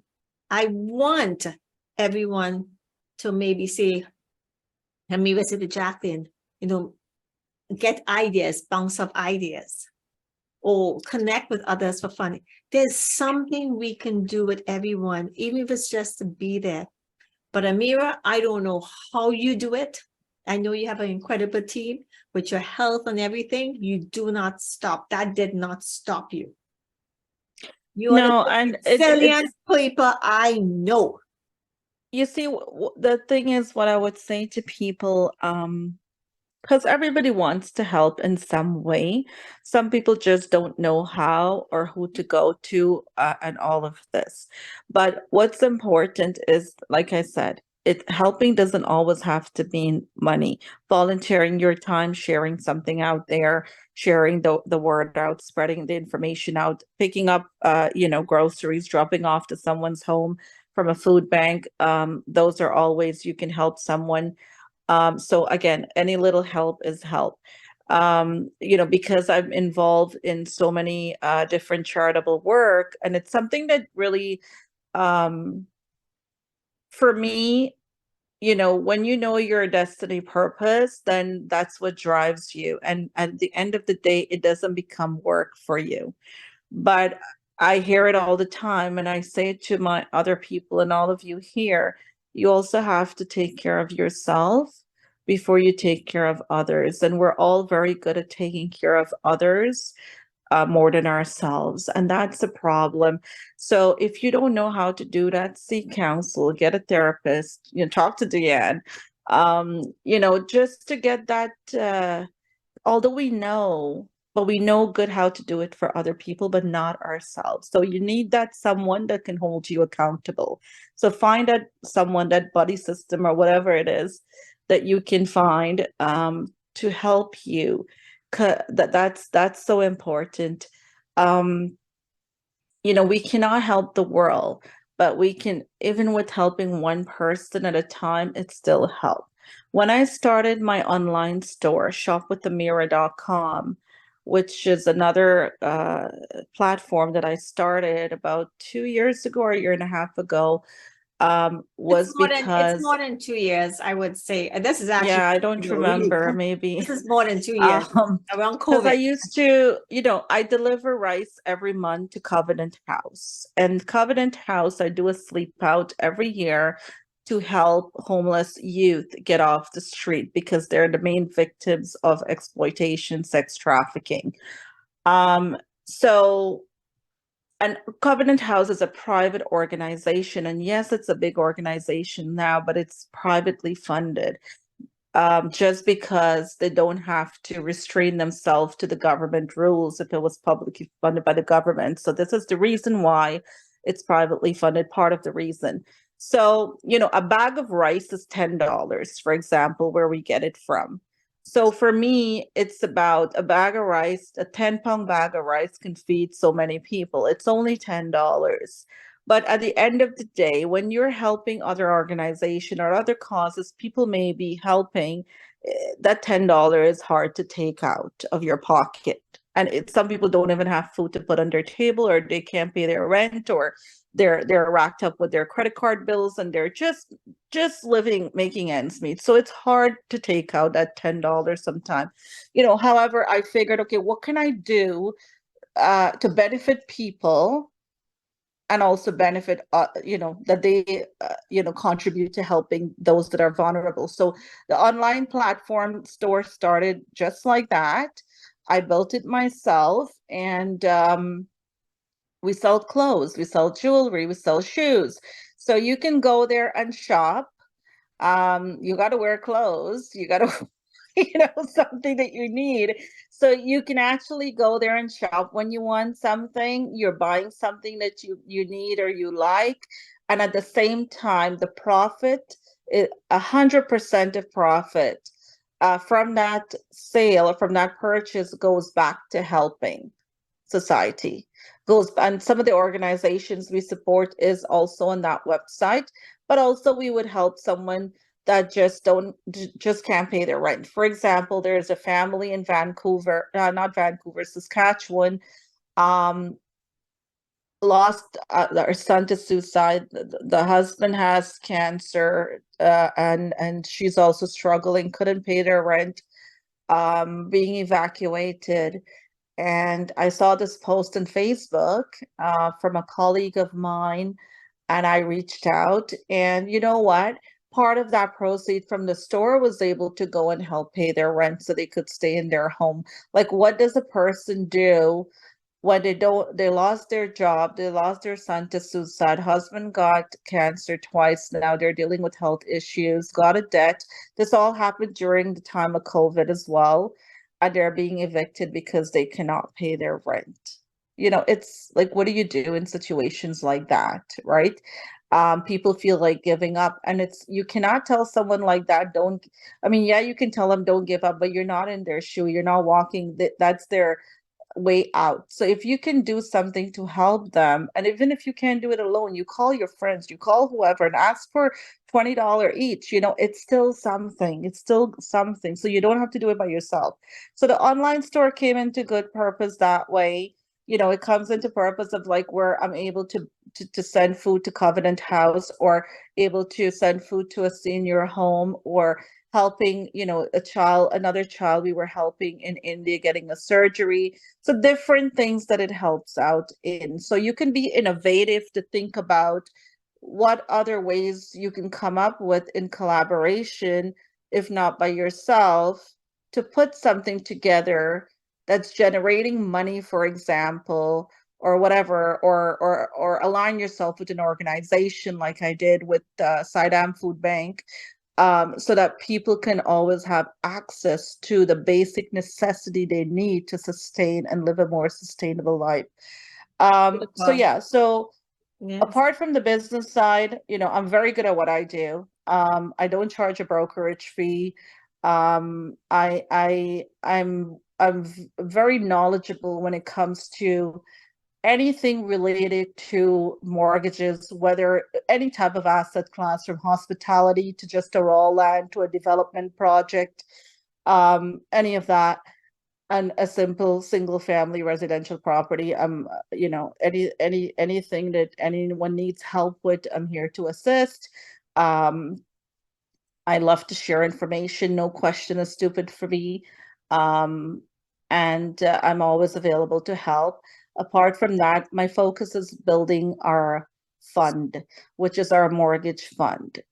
As we can see with what the economy is today, interest rate hike, affordability is not there. People are not affording to pay their mortgages. Their mortgages has, you know, tripled. Some people have moved out of their home and living in their car because they can't pay their bills. This is what's happening because of frustration. Financial distress can lead to suicide, you know, and we're seeing this happening. It's not talked about as much. It's probably not reported as much, but it happens.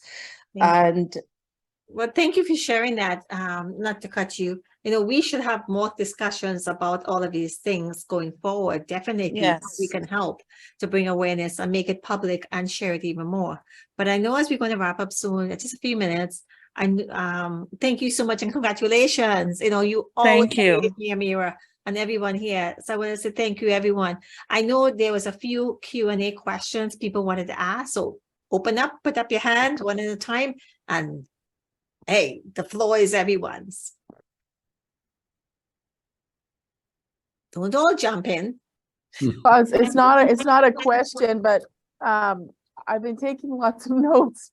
You're going to see, Carolyn, you're I'm going writing- to get the video. If you see my Carolyn, head you will down get. and thinking, oh, she's just, and then I'm on your website or for the Oh, shopping. hi. You'll You get know, a copy it's of amazing this, what you do, Carolyn. moms Don't for worry. moms. I'm an active listener, you know, because everybody had a little nugget to share, and I love that whole nugget sharing thing. you know, it's when you're an eagle and you soar, it's hard to find these other eagles sometimes. And when you get around like-minded people, the synergy is very electric. And I've just been scribbling down notes feverishly as each of you talk. And I just want to thank you so much for everything that you're doing and you're sharing. It's been invigorating. I didn't think I would make it to 6:15 my time in the morning. Oh, Been wow. up since 3. Kept you And I up. didn't get to sleep till midnight because I thought, oh, I won't be able to make it. But I've just been so inspired that my whole cellular body is just vibrating. So thank you so much. Just really, really delighted that we had this time to share. It's been amazing. Awesome. Go ahead, anyone else? I think I mean, we all shared some of, part of us, and I think that Mhm. anyone can reach out if they have any questions, if they need any kind of help, any resources that I may have, any definitely, Jacqueline, I definitely want to contribute to what you're doing. I think it's amazing. I think it starts with children, and it's part of my life purpose to help children and nurture them, and so that we can build a better society. So I'm actually involved with Help One Africa in Zambia, where we build schools. We actually build their Yeah. first toilet, and it was like we built a throne for them, like a palace, because they didn't have toilets, and they have one now. So I'm involved with that organization and building the respite care facility. But what you're doing specifically for boys, definitely, I would love to be involved in what you're doing and put that out. Fantastic. And also, everyone else, what you're doing, please share it with me. Dianne can probably introduce us via email, sharing the context so we can connect with each Absolutely. other. Well, If- Ameera, why don't you mention, and everybody go ahead and mention your contact information here. We'll Yes. please go ahead. Okay, so you can find, well, my cell phone number is 647-242-9814. I can probably put it in the chat for everyone as well. And yeah, let's do that instead. And my email address is ameera@cmfg.ca. Great. So So while I you're will doing put that, that in the chat as Absolutely. well. okay. So while you're doing that, Allister, what is your contact? Okay, may I suggest that maybe you having everyone's contact just I will. For send it those over to who are us? seeing this, But I will actually add to what everyone's saying and doing, and that is that I'm really quite inspired that each and every too. one of us are really focusing on children and adults and community health, whatever. We do have an educational program, our educational committee. We have a weekly after school program where we actually help children with their homework. We provide financial literacy. We've got, of course, James Watkins that is available for us to teach music theory. We have another gentleman who teaches training and nutrition. So there's a lot of things that we can share amongst each other is what I'm really saying. So I really like what I'm hearing today, and I really appreciate you inviting me today, Dianne. And I think that with our networks, there are so many crossovers that we can share, introductions that can support each and every one of our initiatives. So I want to say that. And I'm looking forward to working with all of you. And again, Ameera, I am Allister, please give your contact information. one second. Ameera, as I mentioned, I am in the mortgage industry too, and I do understand a lot of the stuff that you talked about. So I will say that my contact information, my direct number is 416. I'm here in Toronto, by the way. I didn't say that. Oh, I live in good to know. Toronto. I live in Toronto. Been here for decades. 416-707-6507. I'll put it in the chat. And our website is www.npacanada.org. And is that enough? Oh, my email? you can use my direct contact email, either Allister. Use the NPA email. Okay, Allister at mpacanada.org. Okay. And just for Jacqueline to know, not to spend too much time at all. Yes. There's a project in Sierra Leone that they were looking into NPA and Jim Watkins. So I don't know if that's something that's public in terms of music, but that's something you all can speak about. Yes. As well, if you want to And just we do have, and James Watkins has been involved in human trafficking. We've got connections that are in that, so we can probably link throughout North America that initiative too. So there are so many things we've talked about that we are connected in so many different areas, not necessarily leading the initiative, but we're participating in some way, either us directly or our associate organizations. So I'm looking forward. Thank you. Beautiful, thank you. You'll be surprised how strong. Again, coming back, I'm going to come back to the book. This is why I'm saying to people, if you know anyone who, and I'm going to plug this in, if anybody who wants to be a sponsor by getting 100 copies of the book and being in that book, there's a reason I'm saying that. I'm only looking for 10, because this is like, what are we doing? We will be recognized and we will be doing other things that to get people to know who they are and get them out there, not to be shy about anything. So this is one of the reasons I'm saying, you never know, you just never know where you're going to end up. Jacqueline, please share. And Jacqueline goes by the name as Auntie Jackie, by the way. Oh. Yes. Auntie Jackie. I put my email in the chat. Yeah, that's okay. Say it too as well. And because when we edit this, it's going to show up. Okay. But just say for Jay those who are Wolfson. hearing it, they're not going to see the chat. I am going to see the chat. Okay. I'm going to see the chat. Okay, Jay Wolfson at ShulayFoundation.org.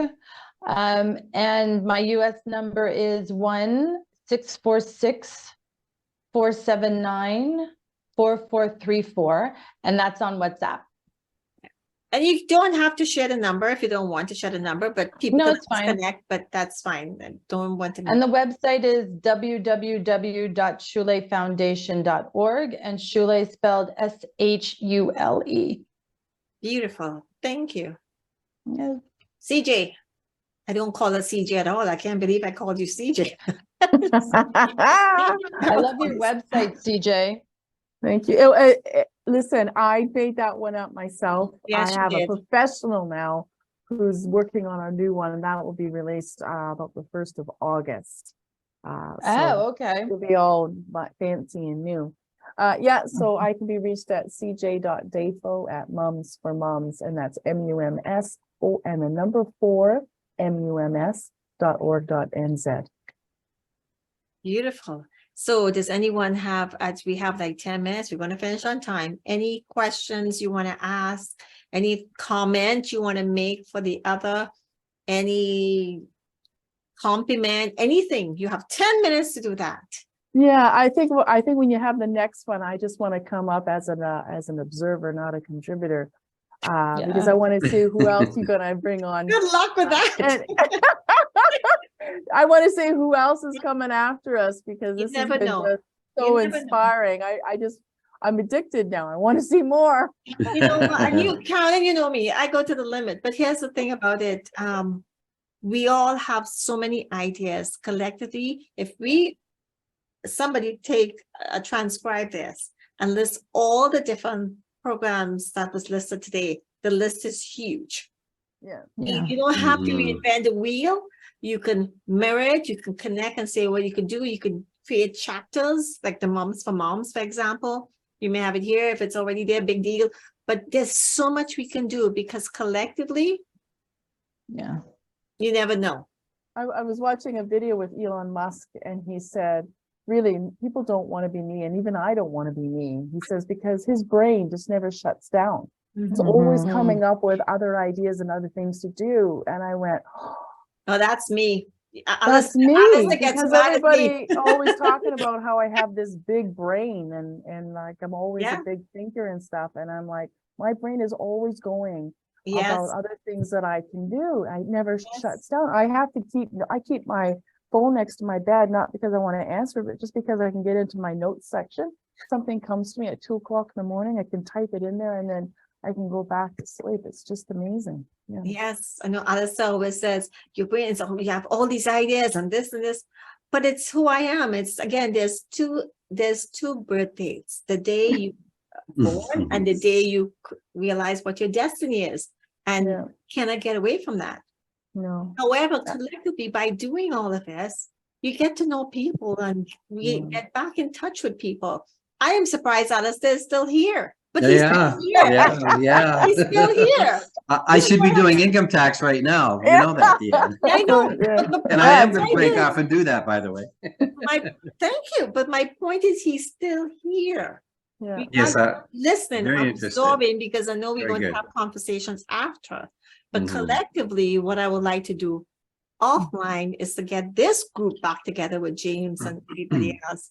And let's have a networking to see, once you guys get your ideas and figure out what it is, you will get a copy of this. You probably will get a raw copy of this, but I'll do my best to probably get an edited copy, but get the raw copy so you can, absorb Caroline. Yes, you like to write. She writes everything down.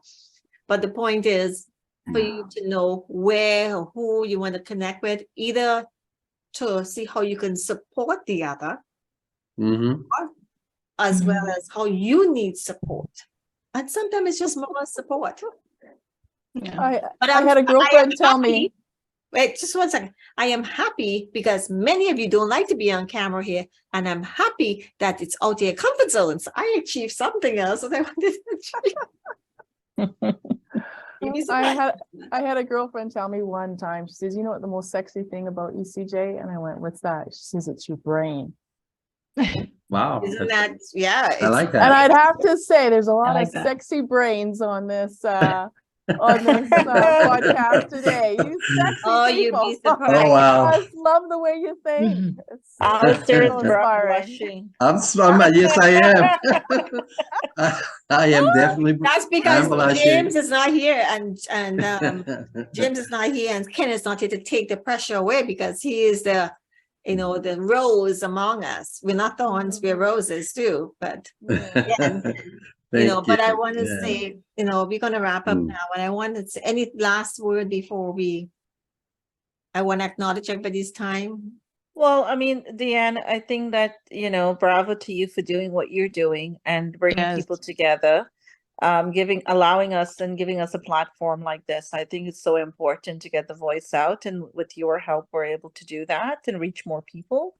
So, what you do, what you've been doing all these years, and with the positivity and the encouragement that you give others, I applaud you for that. It takes a lot. It takes a lot, and it takes a person of such caliber, your caliber, to recognize and appreciate other people. A person with a heart like yours to put your heart into what you do, and you do so much as well. And helping building people up, and that humble demeanor that you have. Not, like you're someone that really do applaud people and push people at the forefront, and you're giving them that red carpet to walk on when you should be on it. So I thank you for the opportunity. I think we all feel that way about Yeah. you. Well, thank you. Now I realize why Absolutely. she's you have been to the International Men's Day and so forth, and you have been Yes. a sponsor. And I just realized that. I forgot about that.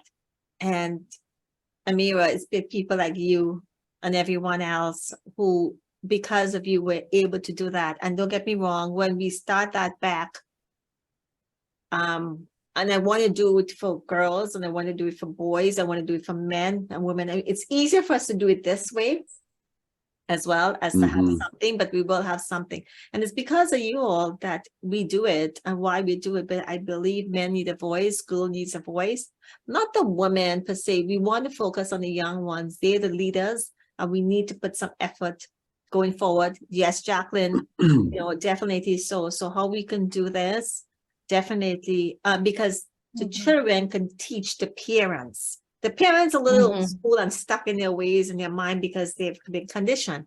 But if we can get the children, the young ones, to help shift that, it's going to make the difference by having that impact. So collectively, it's not me. I am going to say this publicly, it's being recorded. We're all divine put to here today, whoever is here today. And I am going to keep saying that we are all here for a reason. And I am just so thrilled that we can collectively know who is behind who and meet new people and meet new faces and come up with something and come up with ideas and maybe have a collective forum, a global forum now. I know there's more work for every one of us, and see what else we can do. Doesn't have to be something every month, but some of the things each and every one of you do can be, duplicated in another place. Definitely. So we all come from different backgrounds. There's no, and we have James here who has people who look into fund, because Jacqueline knows as well, who's looking to fund some of these programs. So take advantage. This is what take advantage of what is presented to you. I just wanted to recognize you amazing people who I've known for everybody for a long time, except for Jacqueline. I've known for a couple of months now, but I know Jacqueline very well now, and say, I don't know. I'm just happy that you all showed up. Regardless at the end of the day. And Carolyn, yes, you look wide awake. Yes. Sleep. And, Jacqueline, it's 6 hours difference, and you have one of the boys came on, didn't get a chance to acknowledge them. So please say hi to them, because, and Allister, you're still here. And yes, I am. Because normally Allister is always busy and he's not. I'm always busy, yes. Thank you. But we each could learn from each other. And Ameera, my dear, get your rest. I would excuse Ameera from camera only because I know she's not feeling well, and she's super busy, always involved with people's events. Just protect yourself, be safe, everyone. And I want to say congratulations to every single one of you. Thank you. Deserve it. Thank you. From me, Olive, whoever Olive is behind the team, because all you guys are part of Olive as far as I'm concerned. It's not only me. You all have been a part of my life support, and without you giving me the encouragement, I just wanted to say thank you. And I just want to say people need to get to know who you guys are. Thank you. That's all I want. Thank you. That is the truth. Okay, I so look much. forward to connecting with all of you. Allister, definitely. I will send an email as well. I will Thank send you to everyone, and for the next one, maybe every 2 months we can do this. And as you notice, we didn't do too much. It's I put it there and to come up, but maybe every 2 months you all can also suggest people and come on board to support. I don't have to do this. Excellent. And do so. My dears, I want to say thank you, everyone. Thank you. Congratulations. You all deserve it. Go share it. Even it doesn't matter. It's not about the certificate. I always tell people, I have certificates all over the place. It's not about the certificate. It's just a piece of paper. I understand. It's like, you ever heard about all these celebrities saying they have all the awards, but there's a People's Choice Award is the most important one. And I'm told that even for the International Men's Day, people had awards, but the International Men's Day Award meant more to them because it's a different award. So this is a little thing, and take it for what it's worth, put it out there for what it's worth, but do know that whatever you're doing, you're very, very special in many people's lives. Don't stop what you're doing. Just see how you can step it up. And if that means, collectively what we can help, or I can help, and Alice gets mad at me all the time because you don't do stuff for yourself, and I don't. But I get joy doing this, and that's true. He knows he gets mad at me every single time he has me. I just love to do what I do, and I believe the rest would just fall into place. And this is when doing book now, I can reach out to people and say, this is what I want. And I look at the sponsorship, everybody. So help me get that so I can do what I need to do and take this. Absolutely. Anyway, okay. Love you thank guys. you, everyone. Thank you. Thank you. Congratulations. Yes, And thank you, everyone. Very proud of you. Looking forward to connecting with everyone. Thank you so Awesome. much. Okay, have a good